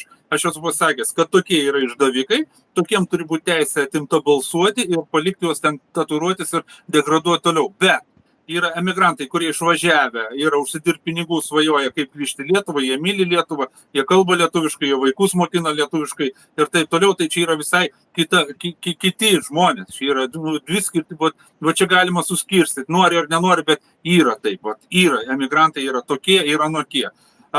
Jeigu tie, kurie išvažiavę sąmoningėja, taip, man taip pat paskambino ir važiuoja svečius, emigrantai, taip, matosi pakilęs sąmoningumo lygis, bet aš nematau aktyvistų iš emigrantų, kad jie rodytų kažkokius ženklus ar dar kažką. Ir plus, aš kai pasižiūrėjau Seimo rinkimus, kas už ką balsavo emigrantai, tai realiai emigrantai išrinko mums Laisvės partiją. Ir dabar bus rinkimai. Ir mes vėl susiskaičiuosim ir pasimatuosim ir pažiūrėsim, ant kiek yra prabudusių tų emigrantų. Pasimatuosim. Mano tokia yra nuomonė. Tai, kad aš nematau, kad ženkliai būtų jų ten kažkokių nušvidusių, prabudusių, pabuvoję ten, pamatę tikrąjį vaizdą, nes vieni tikrą vaizdą pamatė, jie pakimba ant jo ir tampa jo dalimi, o kiti pamatė tikrą vaizdą, pasibaisėję ir taip jie supranta, kad tai yra baisu ir jie bando tam priešintis. Bet aš žinau, kaip yra be galo sunku, būnant ten emigracijai, pasipriešintam, o ne tai, kad tiesiog pakipti ir plaukti pasroviui. Tai va toks mano atsakymas čia yra. Nu tai čia buvo man klausimas, nežinau, Vygantai gali pridurti, pats irgi ir buvęs toje emigracijoje. Aš irgi buvęs, Danijoje važiavau, eglutės roviau, dirbau, žiauriai sunkus darbas, bet aš svajojau, kada tik namo grįžt greičiau, kada į Lietuvą, kada į tėvynę. Man nebuvo net jokios minties, kad ten apšikt likusius Lietuvoje ir švadinti durniais, nes aš čia Danijoje dirbu prie eglučių, gaunu ten 3000 eurų ir aš esu kietas. Nu, tai va, Vygantai, tu nori ką nors dar? Nėra čia ką daugiau pridurti, čia ir taip viskas. Mačiau. Stasys būtų, tai nevartok kokiai, tai ne mūsų kalboje. Stasy, gera kritika, sąžininga kritika ir be galo stengiuosi. Aš tą kai pamatau, pasakau nes daug žmonių rašo, vat ir tavo perskaičiau, nori, nenori, turi perskaityti tą Taip, šiaip gyvenime tikrai nenaudoju ir gali Eglė patvirtinti, kad mano, kai mes bendraujam, nėra to žodis vartojamas iš tikrųjų, gal kartais per tą mandrumą. Per pandemiją kai kurie žmonės praregėjo, anksčiau gyvena savo gyvenimą. Taip, čia neklausimas. Batka idealiausias prezidentas arba Vaitkus. Jo faton, jo gaton. Bet Batka, tai, ne Lietuvos. Nebent Batka čia sulygintas su Vaitku. Aš nematau iš tikrųjų panašumo Batkos ir Vaitkaus, jie skirtingi, man atrodo, žmonės. Kaip tau atrodo? Tu galėtum palyginti Batką, Lukašenką, tai yra su Vaitku. Skirtingo tipažo žmonės. Man Vaitkus imponuoja tom, kad jis labai kritiškai ir mato teisingus akcentus apie tą pačią Rusiją, kad jis jos neidealizuoja, jisai mato, ir aš pamenu tos įrašus Telegram kanale, aš juos perkeliau Telegram kanale, kai jisai rašė savo senoje Facebooko paskyroje, kad ar čia normalu, kada Rusijos Dūmos deputatai pusryčiauja Londone, po to atskrenda į Maskvą į posėdį. Ar tai yra normalu? Ką jums tai sako? Tai aišku, nenormalu. Jis kalba apie 5-ąją koloną, tai rodo, kad jis puikiausiai orientuojasi geopolitikoje, puikiausiai orientuojasi Rusijos politiniam gyvenime ir manau, jeigu jisai būtų prezidentas, jis galėtų kažką ir modeliuoti. Vienu žodžiu, tinkamas kandidatas ir orientuojasi jisai tuose dalykuose ir tiksliai diagnozuoja esamą situaciją, o Batka yra truputį kitoks, jis ir flirtavo truputį ir su amerikiečiais, tol kol negavo Maidano pašonėje, jau tada nebebuvo jam kur dėtis. Bet tiek metų sugebėjo išlaviruoti, bet kas ateis po Batkos klausimas į Baltarusiją. Vygantai, turiu tave pralinksminti ir nuliūdinti, kad mes gausim sėdėti iki 1 valandos nakties, nes yra labai dar daug klausimų. Tai aš galvoju, kada mano telefono baterija baigsis, reiks... Kai baigsis, tada ir baigsis, vadinasi. Tada baigsis, tada kai jau pranyksiu, viskas buvo 80%, nežinau, kiek čia per valandą. Gerai, pabandom tada konkrečiau ir toliau bėgam. Kaip manote, ar Kanados parlamente aplodismentais pagirtas N senolis buvo pakviestas kalbai specialiai, suderinus, kaip sureagavote jūs? Man atrodo, kad ten kažkur kažkas prasimovė ir po to, kaip tau atrodo? Gal jie ir prasimovė. Aš dariau įrašą apie tai, nes aš kai sužinojau, man tai šokas buvo. Nacikas, visiškas nacikas. Ir aš tą vaizdą mačiau, kai jie atsistoja, ploja, žiūri tais veidais, iškrypelių veidais, tam nacikui ploja, ten rodo visokius. Man tai šokas buvo. Aišku, jie ten kvailiai nežino tos antrojo pasaulinio karo istorijos, bet aš manau vis tiek jiems pranešama yra. Jie tiesiog provokavo ir jau paskiau, tarp kitko, čia plojimai Lenkijai, kai Lenkijos ambasadorius Kanadoje davė repliką, kad Lenkija nors ir padeda Ukrainai, bet niekada nesutiks su tom nesąmonėm, tai tada jau, kai kilo tas diplomatinis skandalas, jeigu nes ne Lenkų diplomatas, vėl nežino, kaip viskas būtų baigęs, tada pradėjo ten vienas atsiprašė, kitas atsiprašė ir atsistatydino. Bet žodžiu, šiaip, kiek žinau, rusai yra prašę išduoti tą senę, bet košmaras. Aurimas Kubinas. Kuo skiriasi ukrainietis nuo rusų? Aš atsakau labai konkrečiai ir aišku, nieko nesiskiria, nes realiai Kijevo, Rusija, tai buvo tos Ukrainos nebuvo. Gal ten vakarinėje Ukrainoje ten kažkokių ten yra tų patologinių banderovcų, bet šiaip yra broliai. Galvojau, kad klausimą uždavęs yra trolis. Tu sakai broliai, ne? Sakau, broliai. Broliai. Aš sakau, galvojau, kad troliai. Broliai. Kaip jūs manote, ar Lietuva galėtų tapti pilnai nepriklausoma valstybė, vystyti savarankiškai, kiek ekonomiškai, tiek politiškai be narystės kurioje nors politinėje ekonominėje sąjungoje? Aš manau, kad tai yra neįmanoma visiškai tapti nepriklausoma tokia, tipo kaip Šveicarija. Man tai atrodo neįmanoma, bet aš manau, kad Lietuva turi bet kokiom sąlygom stengtis išlikti kuo savarankiškesnė. O mes šiandien to visiškai nebeturim, visiškai. Mano tokia. Pilnos nepriklausomybės 100% tokios kaip nėra, yra energetiniai resursai, vienos šalės turi jų daugiau, kitos mažiau, kitos priverstos laviruoti, bet bet normali politika kaimynų atžvilgių turi būti. Čia Jelena klausė, aš mačiau, čia ten eina tas rautas. Jo. Čia Tai va, komentuoja, tai suprantu tą klausimą ir... Danas Kazilionis, kokie jūsų abiejų santykiai su Audriumi Naku? Ar nebuvo minčių bendradarbiauti su juo informacijos sklaidos fronte arba su Milda Bartašiūnaite apvienyti jėgas? Na, su Audriumi Naku yra kuo puikiausi santykiai, mes vos ne kasdien susiskambinam ir apsikeičiam informaciją, aš dalinuosi jo, jis mano pasidalina, jokių nėra, jie turi savo kryptį, kryptis yra iš tikro labai panaši, Milda, aš kaip suprantu, jinai ten daro prieš ją studijai tos vaizdo įrašus, jinai taip pat nėra priešė, ar dar kažką, nu, kaip susijungti su Milda Bartašiūnaite vienyti jėgas, na, koks vienyti jėgas, jinai Trakuose gyvena, mes Žemaitijai. Na, ką mes galim susivienyti su Milda padaryti. Ne, tikrai, nu, mintis, mes matau, kad panašiai suprantam, panašiai matom ir nesam nei priešai, neskaitau jų nei konkurentų, nei dar kažką. Ir viskas ten normaliai. Nu, viskas yra gerai. Ir aišku, su Audriu Nakumi kalbame ir Audrius Nakas norėtų, bet turbūt laiko neužtenka ir tiesiog fiziškai jėgų padaryti srautą. Kiekvieną dieną žinių srautą, kad būtų kaip vakaro žinios ir kiekvienas įneštų po savo trumpą reportažą, tiek aš, tiek Vygantas, tiek turbūt ir Milda ir kiti, kurie prisijungtų tiesiog, kad būtų pusvalandinė kokią žinių laida, aš aišku už ir galbūt tai ir bus įgyvendinta neužilgo, aš nežinau, apie tai dabar paskutiniu metu su Audriumi Naku nebendravau ir aš manau, kad tai yra sveikintinas dalykas ir aš net nebejoju, kad tai turėtų nutikti, ar mes to norim, ar mes to nenorim, bet mes po vieną matot, kas gaunasi, tai mes turėtume, bet prieš darant kartu turi būti bendra kryptis, bendras supratimas, bendras suvokimas, kas mūsų priešai, su ko galima eiti, kaip toliau, o šitoj vietoj priešų su Audriu tikrai nėra ir aš matau didelę tikimybę ir galimybę, kad tai ateityje atsitiks ir tai yra sveikintina ir aš tikrai už, tai tokia mano nuomonė, nebent tu turi ką nors pridurti. Ne, čia nėra ką daugiau pridurti. Nu, Milda, aš jau ją senai pažįstu, mes dabar faktiškai nebendraujam, bet aš pažiūrėjau paskutinius jos video, tikrai tokie, kaip sakoma, tolkovi video. Gerai, jinai ten patrolino tos propagandistus. Aš sakiau, kad Milda yra trolintoja, profesionali trolintoja. Jo, ir tokie gana taip savaip padaryti. Pamenu tik tai kartą ten su manim persikirto nuomonė ten dėl Algirdo Paleckio, aš kažkaip net buvau supykęs ant jos, bet šiaip jinai turi tą tokio analitinių gabumų.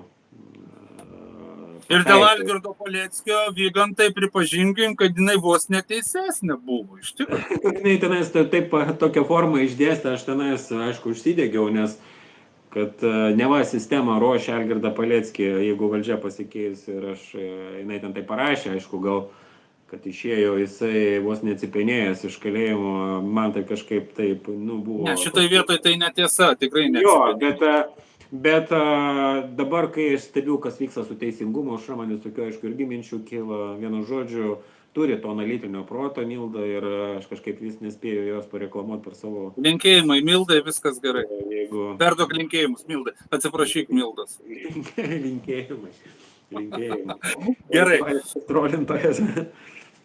Jo, tai čia, žiūrėk, klausimas yra, rašo Vaidai, bet čia turbūt yra mums abiem klausimas. Ką galvojate apie Celofano partiją, ar ji reali iki Seimo rinkimų susibūrti ir pateikti kokių netikėtumų?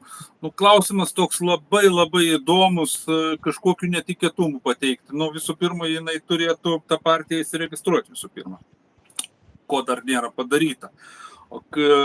Bet, na, šiek tiek matau pažangą, jau nebesėdi Celofanas su Lobovo teisme pliki, na, Celofanas niekad nesėdėjo plikas, Lobovas sėdėjo plikas nustatiravęs svastikom ir kartu paveikslavo, selfius darė, jau matau, kad su kostiumukais, su švarkiukais sėdėjo, šiokią tokią pažangą daro, iš pradžių pyko, kad aš kritikavau, ne iš blogos valios kritikuoju, jeigu norit daryti partiją, norit gelbėti Lietuvą, turit susitvarkyti biškiuką viduj čia, kad, nu, prieš žmonės kaip atrodyti, bet aš pačiu Celofanu, nepasitikiu, jūs mane užmuškit, ką nori darykit, aš jau nepasitikiu. Nes kiek aš su juo bendravęs, aš mačiau, kad pas jį moralės tokios kaip ir nėra. Jisai yra labiau šou, jis nori būti žinomas, jisai toks tai kaip dėmesio stokos sindromas kažkoks pasityvat, toks trūkumas ir kad aš pasižiūriu į tokias detalės, kurių nieks nepastebi, ar gal ir pastebi kas nors, bet dauguma nepastebi. Tarkim, jis kai padaro video, jis ten kažkur baliavoja naktį, baliavoja prie daugiabučių, pasistatė ten pavėsinės, muziką garsiai pasileidė, rūko ten kaljaną, alkoholį, nukrauti stalai ir atvažiuoja policija. Ten 2 valandą ar kiek ten nakties iškvietė kaimynai policiją. Aš pasižiūriu, kaip žmogus elgėsi, iš to galima padaryti, nupiešti gan nemažą paveikslą. Atvažiuoja policija, savo kaimynai skundžiasi, jiem ten į darbus reikia, naktis, visą kitą, ne, ten va ištriukšmaujant muziką. Jis sako, tegul atsineša decibelų ten matuoklius ir pamatuoja, kad čia per garsiai muzika, nors kolonėlės ten koncertinės sustatytas. Ir jisai pučia policininkam, va trūko kaljaną ir pučia į akis. Ir tai rodo, kad tai yra nachalas. Tai yra nachalas, vat, mažiukas nachalas, toksai, vat, Medvedevo tipo, žinai, vat toks nachalas. Ir aš, jeigu aš būčiau kaimynas, tai aš ten ateičiau ir aš jam parodyčiau, kitokiais būdais tą muziką aš jam ten išjungčiau ir pasibaigtų ten. Bet aišku, žmonės turbūt paprasti normalūs paskambino policijos pareigūnam, jie ten surašė protokoliuką jo ir viskas, ir jis ten kažkiek primažino tą muziką, bet jis su tokiu pasimėgavimu, toksai, vat. Ir koks yra požiūris į kaimyną? Koks yra požiūris į žmogų, kuris galbūt neišsimiegos, jam iš ryto į darbą reikia, vaikus vežti ir taip toliau, ir jam pabaliavoti, patūsinti, tarp durniukų, pabūti, jam yra, čia aš krūdas, aš kietas. Tai rodo, kad žmogus yra labai menkista iš tikrųjų ir jis turėtų stipriai apie tai pagalvoti ir persvarstyti, ar jis su savo to šou pramuš ir sugebės apgauti žmonės. Aš manau, kad sugebės, bet tai yra labai laikina. Tai yra labai laikina ir po laiko žmonės pradės tiesiog matyti jo tos bairius, kada jis lekia, bet kur tai koks karštas taškas, ten vaiką atiminėja, ten Vilčinskai, ten tas, čia pjarino, rodo kelią, bet čia yra tuščia. O jeigu kalbėti apie geopolitiką, apie sistemą, jis nekalba, jis maitina tos žmogelius susirinkęs, tos labai tokius naivolius ir tiek. Tai dabar, gerbiamas Vygintai, jums žodis apie celofaną. Ką čia pridurti? Aš už jo partiją nebalsuočiau, dėl to, kad tenais skirtingų pažiūrų žmonės, tai rodo, kad toksai projektas, man visą laiką ta partija kažkuom asocijuosi su Valinsko partija, ta tautos pažangumo, kaip jinai vadinasi, kada Valinskas ėjo. Protingesnė buvo, tie protingesnė, manau. Valinskas pats ėjo į Seimą, ir ką sako, ryte atsikėlė žmonai, ir tave įrašysiu sąrašus Valinskienė, įrašyk, įrašė, ten prirašė, ten muzikantų, Dinius iš grupės Vairo, Donaldas, Kernagis, visi tie šaumenai, jie ką atėjo ir ką jie padarė, tokie ten, šou, tokie, ir tikiu, daug yra sekėjų, celofanus turi, kas ten, kiek ten tų vietų jie į Seimą gaus, ateis, kas bus sąrašo pradžioje. Bet Valinsko partijos variantas, nes nėra jokio tokio ideologinio dalyko. Tiesiog apie Ukrainą negirdėjau konkrečių pasisakymų. Tokiais pagrindinės svarbios temos. O ten tokie populiarūs, čia pas vieną šeimą nubėgo pas kitą. Čia tokie šou yra dalykai. Čia, man rašo komentarus, celofanas kažką tai daro, o tu tai nieko nedarai. Ir taip, geriau yra nieko nedaryti, negu daryti kažkokias nesąmonės, daryti Lobovas, ten, Starauskaitė, kuri ten pas Kasčiūną, mums reikia NATO, tokia košė ir žmonės. Vygantai, tu pastebėjai, kad žmonės, tie, kurie, pavyzdžiui, mes darom vaizdo įrašus, mes tenkiam kelti žmonių sąmoningumo lygį ir jiems tai atrodo, kad tai yra nieko nedarima. Jūs nesuprantat, kaip tai yra sunku ir kiek reikalinga nervų, kantrybės kartais, kad susikalbėti su vienu ar kitu žmogumi. Ir atrodo, kad jūs tai, ką daro, tai yra labai svarbu ir kad daryti kažkokį šou yra daug kartų svarbiau. Mes šiandien su Eglutė taip pat važiavom iš Rietavo turgaus, padarėm 5 minučių šou. Tai buvo nesunku, iš tikro padaryti šou, pasijuokti iš kažko, pasišaipyti ten, kada Mortos mokykla Landsbergienės ieško rusų kalbos mokytojas. Mes galim padaryti, bet kas nuo to keičias? Mes dar kartą parodom, kad jie yra parsidavėliai, kad jie kalba vieną, daro kitą. Ir kas nuo to niekas nesikeičia. Tai va. Gerai, važiuojam. Kas įdomu, tie, kurie rašo, aš ir dabar mačiau, čia kažkas tai rašinėjo komentarus, kalba, jūs kalbat ir nieko nedaro, bet jie vis ateina ir rašo mums. Reiškia, jos kažkas kaip magnetas traukia ateiti ir paklausyti, bet pasąmoniai kažkas lieka. Jeigu jiems visiškai nerūpėtų, jie net neįtų. Aš, pavyzdžiui, neinu, nežiūriu ten kiekvienos Ramanausko laidos ar ten Skirmanto Malinausko. Aš tiesiog žinau, kad jie yra. Aš neturiu laiko ir aš nežiūriu. Bet vat jie ateina kiekvieną kartą tie patys ir Telegram kanalai. Pila tos komentarus, tu nieko nedarai, tu tik tai kalbi, tu varai ant celofano, net ir man žinutės siunčia visokias. Tai ko jūs ateinat? Jūs tiesiog nebeikit. Teisingai. Žiūrėk, yra klausimas. Darius Lozickas.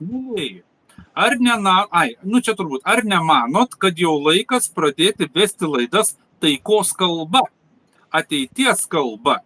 Tai yra be ateinančio naujojo šeimininko kalba, nes jie neturės laiko mokytis kitų kalbų, nes statys komunizmą. Na, turiu omeny, čia gal rusiškai laidas pradėti daryti, aš neįsivaizduoju, kad žmogus turėjo omeny. Tu supratai iš to klausimo perskaityti? Taikos kalba. Taikos kalba. Na gerai, už taiką. Mes su Vygantu už taiką. Važiuojam toliau. Denisas Makauskas. Turim LV dėrėti su Batka, 400 000 kilometrų plotas, mes vieno kraujo. Viskas tvarkoja. Taip. Jonas, kaip galvojate, ar Rusija ateis į Lietuvą? Aš galvoju, ar mes to norim, ar nenorim, jinai jau eina. Ir eina ne viena, ateina kaip bendrai, čia turbūt bus ir kino interesai, ir uostas, ir kinai turėjo interesų uoste. Tik čia prasidėjus šitam chaosui, griuvo jų planai, o aš manau, kad jie tos planus norėtų atnaujinti. Taip, kad čia ateis tik vien rusai, paims Lietuvą, ne. Čia aš manau, kad bus visai kitaip ir vis dėlto turim tie, kurie galvoja, kas ateina, tai turėtų pasidomėti apie BRICS. Man atrodo, kad tai, jeigu ateis, tai nebus taip, kad vien rusai ateis.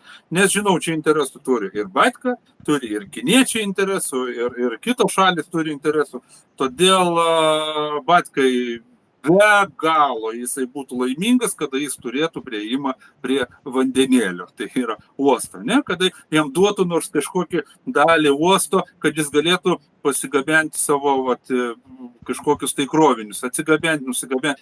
Jis galvoja, tai čia galima fantazuoti visai, bet konkrečiai, kad čia vien tik rusai ateis, čia priklausys Lietuva Rusija, aš manau, kad taip nebus. Kaip tau atrodo, Vygantai?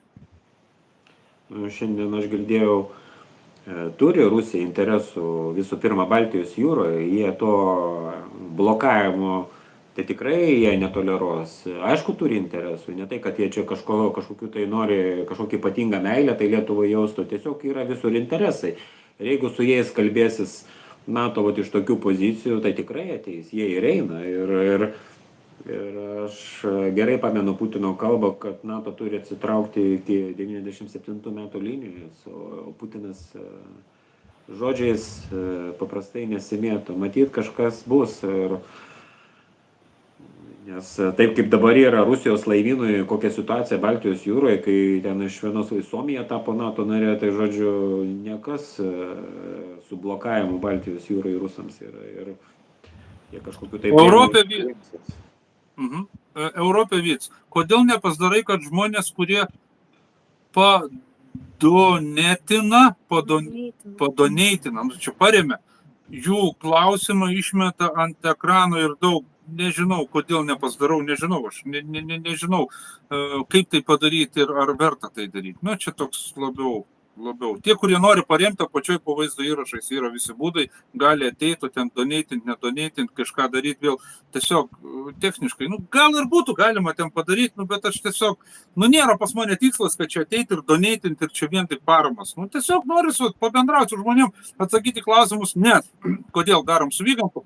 Nes man yra krūvos į Messengerį ateina, aš neturiu laiko, kada maigyti šitais mano stambus labai stori pirštai ir dažnai eklės prašau, kad už mane parašytų. Tiesiog mane patogu rašinė. Padarom, atsakom, išsikalbam, padarom ir važiuojam toliau. O čia, kad kažką daryti, sukti galvą, kad čia vien dėl peržiūrų, ten kokiu labiau padonėtintų, bet tai nėra tokio tikslo.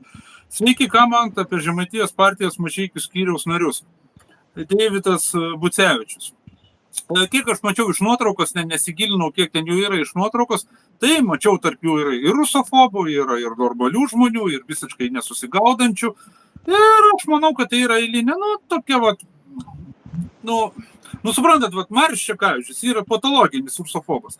Jeigu jūs bandysit kažką spręsti dėl kokio žemaičių kalbos, taip, jūs viskas tvarkoja, jūs ten susėsit ir galbūt nesiginčysit, bet jeigu bus sprendžiami kažkiek rimtesni klausimai apie žemaitijos išlikimą, viskas bus chaosas, susiskaldimas, arba tie, kurie silpnesni pasiduos ir o Čekavičius jisai nėra linkęs keisti nuomonės, jisai toksai kiek aš žinau, čia yra landsbergizmo viso tos propagandos žmonėm praplautos smegenys, o patys mėgstantis, tai ir jie nesupranta, kas čia vyksta. Ir todėl aš ten labai rimtai nežiūriu nei į tą pačią Žemaitijos partiją, nei būtent į kažkokią Mažeikių skyrių. O tai, kad jungiasi, vienijasi žemaičiai, ten nori apginti savo kalbą, ar mačiau ir daro iš medžio drožinius Žemaitiją, ten, darusi, ne, ten stav.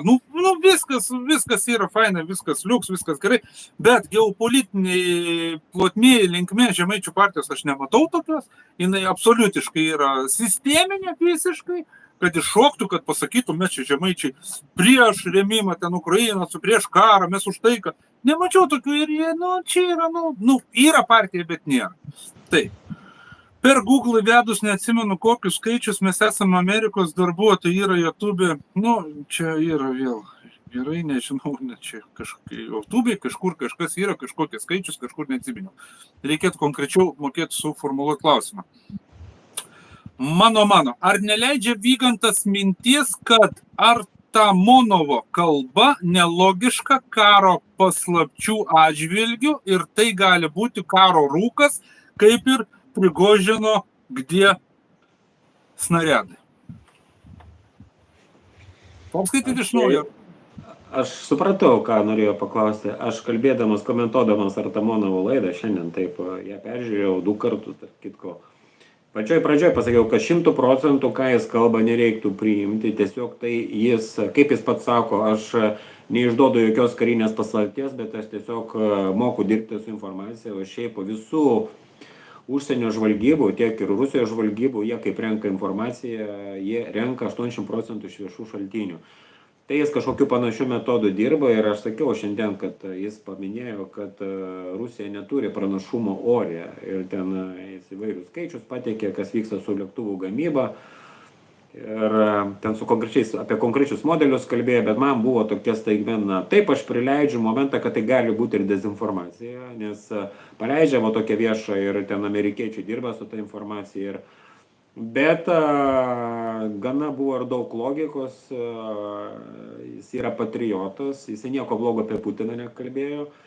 Ir taip švelniai užsiminė apie tą 5 koloną, bet manau, kad 80%, ką Artamonovas kalba, į tai reikia įsiklausyti, jeigu taip trumpai. O ką kalbėjo Prigožinas, tai aš 80% jam pritardavau, galvoju, kad 5 kolona Rusijoje egzistuoja ir tai gali būti ne tik gynybos ministerijoje, juk Rusija kapitalistinė šalis, o kapitalistinė šalis, jų yra kapitalistiniai santykiai. Galima daryti prielaidą, kad vienas ar kitas generolas gali būti ir papirktas, ar ten prisidirbęs kažką, bet 100% negalima priimti jokios informacijos. Jie tiesiog, ašgi neturiu prieigos prie slaptos informacijos, aš tik tiesiog iš įvairių šaltinių bandau analizuoti informaciją ir kažkokį susidaryti vaizdą. Bet faktas vienas, kad 1,5 metų fronto linija ties Donecku nesikeičia. Ir iš kokios pusės mes galime pažiūrėti, ar Rusija laimi, ar Ukraina laimi, ar dar kažkas vyksta. Faktas yra vienas. Fronto linija 1,5 metų ties Donecku nesikeičia. Kiekvieną ten komentarus perskaičiau iš Donecko srities. Ten moteris rašė, kad jau 2 metai apšaudo pastoviai, žodžiu, nėra gyvenimo, ką daryti. Tiesiog kreipiasi net į valdžią, gal jūs mumis išveškit jau galiai iš to Donecko, nes taip nebemanoma gyventi. Faktas, čia yra tikras faktas, kad fronto linija nesikeičia. O kaip ten viskas vyksta, dėl ko, čia yra įvairių versijų, ar tai yra Putino ilgų metų strategija įveikti vakarus, ar tai yra sabotažas, čia įvairių versijų yra. Tiesiog apie jas reikia žinoti, kalbėti, bet 100% tikrai ten komentaruose man prirašė ekspertai yra taip ir taip ir taip. Kaip gerai, kad jie viską žino. Aš tai nežinau, kaip yra iš tikrųjų. Aš bandau suprasti, žinau faktą, kad fronto linija nesikeičia. Manau, kad yra kažkokios problemos. Jeigu taip, trumpai, einam toliau. Ar tarp Armėnų ir Azerbaidžiano bus karas, Tomas Kelpša klausė. Man atrodo, kad karo nebus. Rusam tai būtų labai nepatogus naujas karštas taškas ir jie padarys viską, kad to nebūtų. Ten apsistumdys, apsibus ir aš iš tikrųjų nematau tame didelės grėsmės, kad ten atsivertų kažkokia nauja žaizda, ko labai aišku norėtų vakarai ir per šitą vietą toliau pasilpninti, kaip sakant, užkur dar vieną pirtį pašonį. Kaip tau, Vygantai, atrodo? Na, kaip tik tą temą, aš šiandien apie tą temą kalbėjau, Kaukazo tas pajungimas kaip dar vieno tokio židinio. Tai Artamonovas buvo paklaustas, kas yra pavojingiau, ar Rumunijos agresija Padniestrės atžvilgiu, kartu su Moldovos, reiškia, ar labiau pavojingos Lenkijos ir Lenkijos provokacijos Baltarusijos atžvilgiu, ar vis dėlto ta situacija Kaukaze, Armėnijoje, Azerbaidžiane, Karabache ir Kazakstane, sakė, rusofobija stiprėja ir kitose ten Azijos šalyse, buvusiose TSRS respublikose. Tai Artamonovas atmetė tą ir Rumunijos agresiją, sakė, dabar tai neįmanomas kažkoks dar vienas lokalinis konfliktas ir Lenkijos variantą atmeta, vis dėlto dar tie užsakymai ginkluotės nėra atėję į Lenkiją, kad Lenkija išdrįstų jau kažkokiam rimtam konfliktui. Jis kaip tik sako, Kaukazas yra tokia pati jautriausia Rusijos vieta ir dabar mato, kad ten yra ir Turkija, ir Iranas turi interesų, ir labai keista politika ir Azerbaidžianas veda, ir ta pati Armėnija, ten Pušinenas su amerikiečiai žaidžia. Nu, žodžiu, sunkiai situacija yra Kaukaze, nu gal susitvarkys kažkaip. Laima Vasiliauskienė. Ar jūdu negalvojate, kad Putinas toks pat globalistas, nes kiek seku, tai rusai taip pat dėjoja, kad viskas brangsta, kad nesąmoninga ta karinė operacija ir taip toliau. Ačiū. Aš manau, negalvoju, tai tu pirmas, jo. Aš negalvoju, kad Putinas, kaip čia rašo, tarnauja globalistams. Aš galvoju, kad Rusija yra labai stipri penkta kolona, šeimos ir tokia situacija yra ten tikrai sudėtinga, yra klanai, bet kad Putinas, kaip sakoma, būtų pridatėlė, aš taip nemanau. Galbūt aš nedaug dievė aš klystu. Taip kaip ir aš iki šiol galvoju, kad Prigožinas nebuvo pridatėlė, tiesiog jisai kažkam perkirto kelią ir trumpai, aš negalvoju, kad Putinas dirba globalistams, aš galvoju, kad Putinas yra Rusijos patriotas. Tiesiog jis yra daugiau ne socialistinių pažiūrų, daugiau tokių liberalių pažiūrų ir kad jisai būtų pridatėlė, tikrai ne. Gerai, važiuojam toliau. Richardas Baltrimas, kiek yra lyčių? Atsakau, 2. Vygantai, 2. Matai, kaip gerai, kai būna rimtų konkrečių klausimų ir galima juos konkrečiai atsakyti. Taip, okupuoti čia labiau pykstasi žmonės, diskutuoja tarpusavim. O jūs nemanot, Edmundas 42, klausimas, ar jūs nemanot, kad iš tikrųjų jokios geopolitikos nėra, jog viskas, kas dabar vyksta, yra tiesiog vienas didelis spektaklis, kuriam scenarijų rašo vienas ir tas pats autorius? Vygantai, šauk dabar. Ne, manau, kad vis dėlto geopolitika yra, kad pasaulį kontroliuotų ten kažkokia viena šeima, tai yra kol kas dar nerealu ir aišku siekiai. Tarp jų yra taip pat skirtingi interesai, ten yra tas, apie ką referavo Kolemanas, tas komitetas 300, kuriam yra paklusnus ir tie klubai, ir Davoso, ir Bilderbergo klubas, ir Romos klubas, ir tos visos korporacijos. Bet vis dėlto tie geopolitiniai interesai yra ir tai yra faktiškai kaip ir mokslas. Čia žemė, jūra, tai čia iš politinio žemėlapio, galim sakyti, visada jūrinės šalės užsiimdavo piratavimu, iš kur piratai. Istorijoje buvo, tai jūrinės valstybės. Na, jeigu būtų vienose rankose, tai greičiausiai galbūt kitokiais metodais, jeigu ten kalbam apie žmonijos mažinimą, būtų kiti metodai panaudoti ir visai kitaip vyktų. Mes matom, kad kažkas kažkokius interesus atstovauja ir dėl kažko kažkas sprendžia, taip kad čia dabar vienose rankose aš taip pat manau, kad nėra. Taip, Baltarusija tai paskutinė oazė, kur dar žmogiškumas valdžioje išlikęs. Na, kiek ten valdžioje žmogiškumo nėra, bet pačioj Baltarusijoje žmogiškumo tikrai yra daugiau. Klausimas, Aurimas Kryginas, kodėl senolis Landsbergis vis dar gyvas?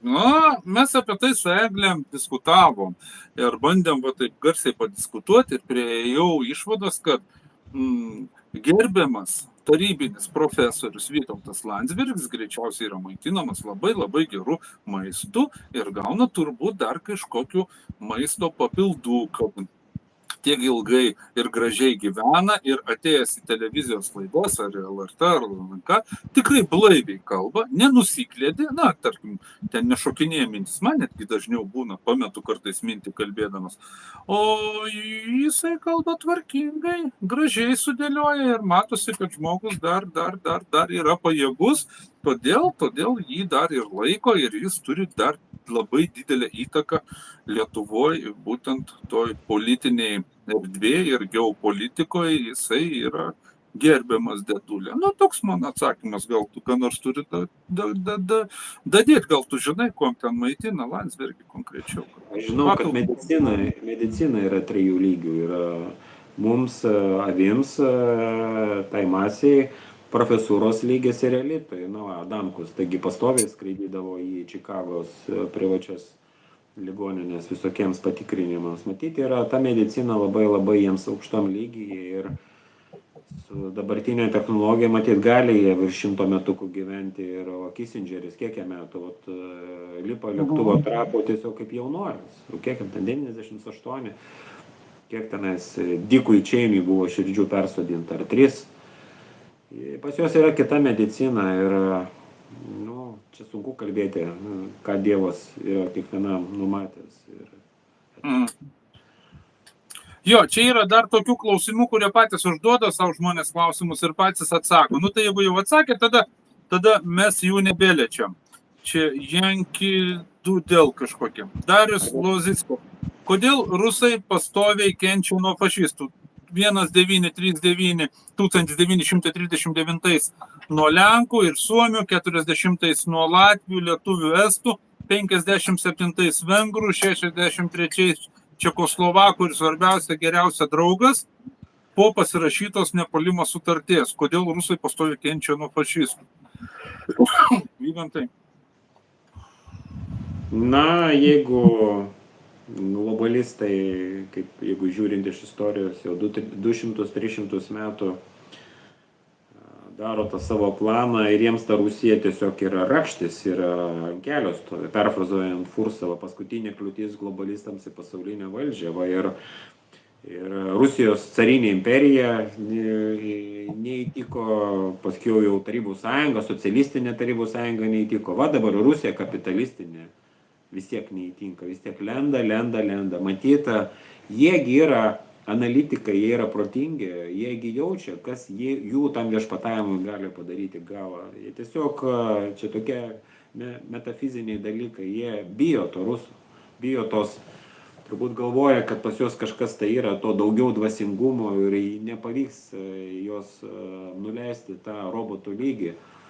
Nors mes matome, kad Rusijai kapitalizmas neina į gerą, bet Rusija yra patriotinės jėgos, kurios ir gana stiprios politinės partijos, kurias ir Platoškino, ir ten dar yra.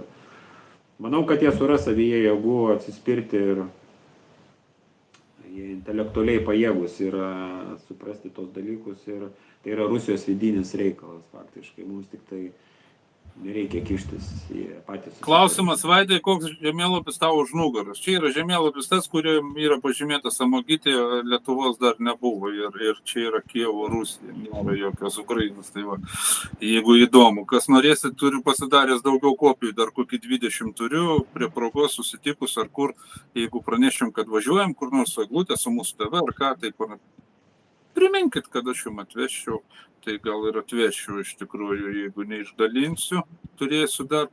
Ar Cichanovskai dar Lietuvoje, dar mūsų išlaikoma? Taip, jinai Lietuvoje yra išlaikoma iš mūsų mokesčių mokėtojų pinigų, jie kortežai, ten visą kitą, šukuosenas daro, rengia, maudo, prausė, maitina ją.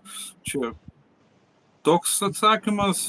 Taip, kaip galvojate, kaip pasibaigs vadinama riaušių byla? O čia yra klausimas A.G.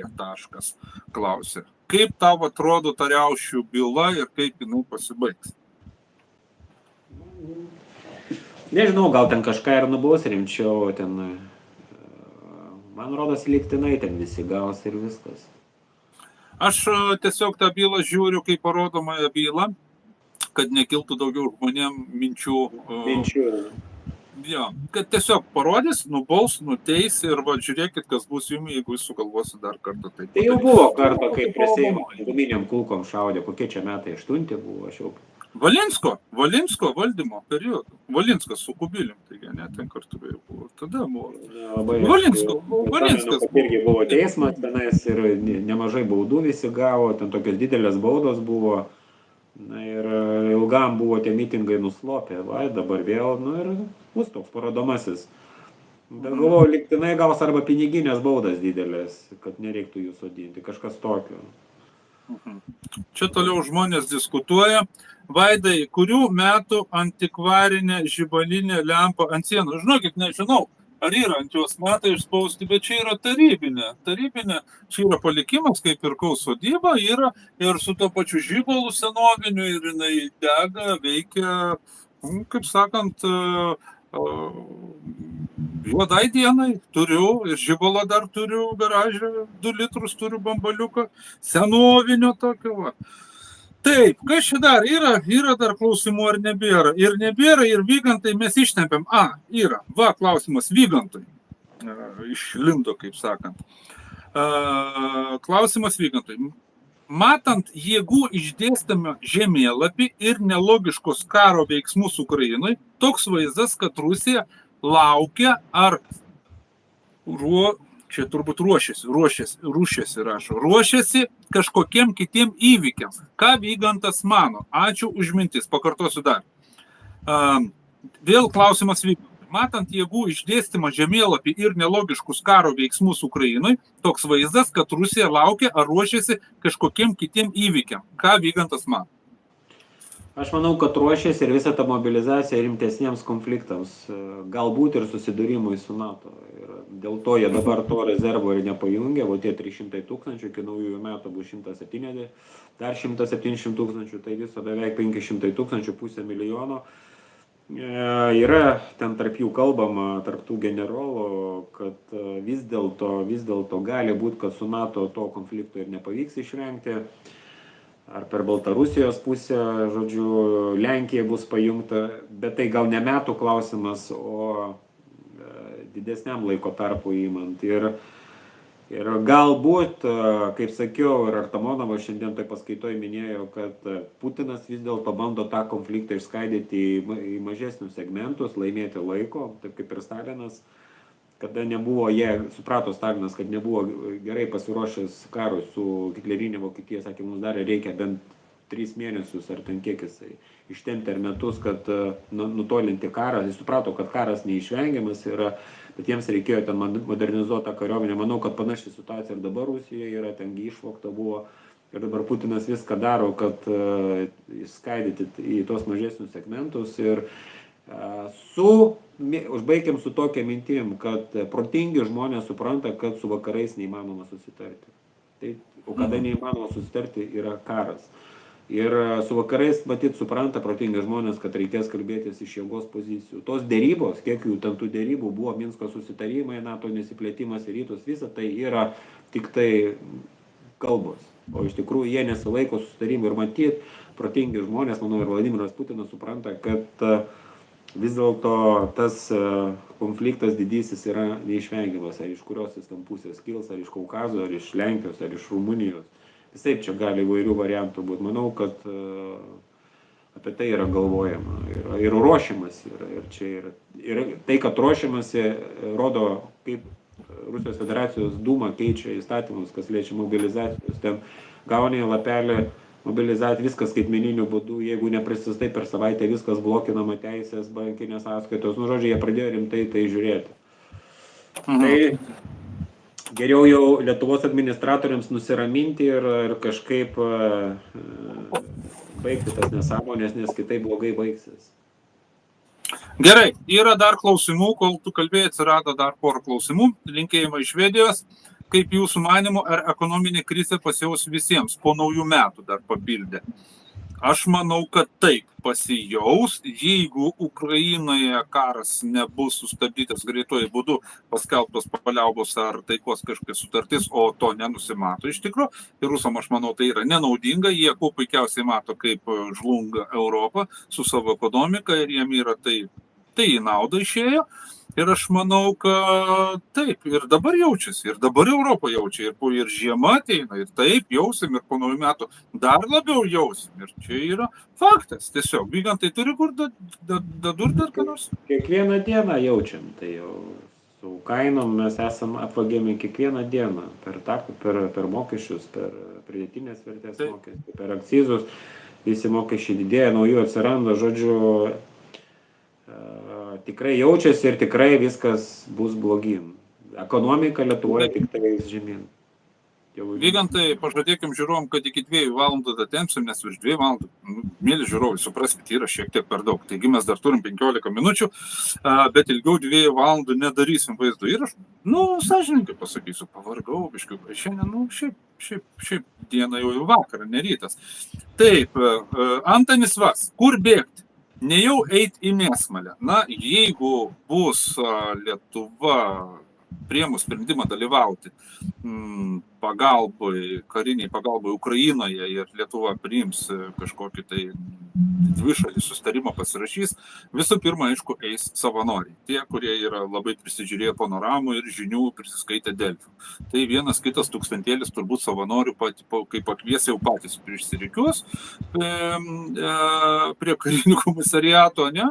Ir eis. Po to, aišku, galbūt šauktinius pakvies, o po to jau kaip sakant, jeigu dais iki to, bet aš galvoju, gal kad nedais, tai nejau eiti mėsmalė. Nebent pačiam 18 metų Antanis Vas, bet nemanau, kad pačiam 18, tai todėl dėl to pergyventi labai nereiktų. Renaldas Streleckis klausė, ar nemanto, kad Europos karinė technika sąmoningai naikinama Ukrainos teritoriją, gal todėl, kad vėliau be didelių nuostolių infrastruktūrai galima būtų pasidalinti Europą? Įdomus klausimas. Tarkim, aš įsivaizduoju, klausimas yra suformuluotas taip, ar rusai nedaro tai taktiškai, kad išeikvoti, išsiurbti iš Europos, ne? Karinė technika, ją sudeginti Ukrainai, susilpninti Europą ir po to jinai tampa pažeidžiama, silpna ir pažeidžiama. Kaip tau atrodo? Nežinau, man atrodo, kad jie tą praradę savo techniką atidavė Ukrainą, ar jie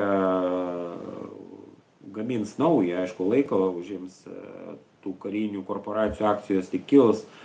Olandai, pavyzdys, Olandija, Mark Rutte, premjeras, atidavė Zelenskiui 42 naikintuvus F-16. Ten yra tokia bazė, aš esu buvęs, kurie bazuojasi prie toks miestas yra Uden, Olandijoje, ten yra, jeigu į Google Mapą įėjus, tai ten tokia juoda dėmė yra, tai ten ir branduolinį ginklą laiko, ten ir F-16. Tai jie atidavė 42, ar ten pasirašė, kad tie naikintuvai pereis į Zelenskio žinią, bet kas toliau vyksta? Olandija gaus F-35 ir jie kažkaip ir išsprendžia 2 klausimus ir savo kariuomenę modernizuos. O tai, kad ten kainuos, jie viską ant žmonių nurašys mokesčių pavidalu. Nyderlanduose kainos tiesiog kaip ant mielio auga. Žmonės pikti, jie ten varo ant tos valdžios, bet jie yra to viso dalis. Ir negalvoju, kad jie pasigamins, tik tai nebent laiko klausimų, visą tai užtrunka pagaminti tokį kiekį technikos ir galbūt kažkokia skylė Europos gynyboje ir bus, aišku, bet nemanau, kad vakarai nepraskaičiuoja to daugiasluoksnių visų kombinacijų. Jie aplamai planuoja 500 metų į priekį. Taip kažkaip naiviai tikėtis, kad ims ir čia Europa taip staigiai, čia viską praras ir čia kapėts bus. Ne, taip nebus. Jie planuoja, yra planuotojai. Aišku, jie viską ims iš žmonių resursus. Taip viskas. Aš galvoju, kad vis dėlto, kur mes matom vakaruose tos politikus visokius kalbančias galvas, aš galvoju, kad jie yra gan kvaili ir jie šitokių dalykų nepraskaičiuoja. Bet visi šitie tos kalbančios galvos, kaip ir pas mus Lietuvoje, ne, imkim aukštą tą, bet man visai negražus, tai yra, jie turi šeimininkus, o šeimininkai galbūt ir strateguoja šitoje vietoje. Amerikiečiai, ten tam lygyje, tai taip, ten kažkokie pastatyti šolcai, tai jie nėra ten, jie tikrai ten kokie yra. Aš turiu minti tie, kurie realiai planuoja ten tą politiką karinę, tai ten yra tikrai yra galvos ir jie tos dalykus tikrai numato. Čia kaip ir su doleriu visi kalba, kad jau 20, aš dar kai Amerikai buvau, jau toj kapėts tam doleriui, kiek jau metų. Todėl, kad ten ir tai aišku, senai turėjo būti, bet atsiranda vis šalių, kur jie įkiša tos vertybinius popierius ir tempia gumą. Ir čia taip nėra taip, kaip atrodo. Ir dabar matom, Kinija su Rusija visiškai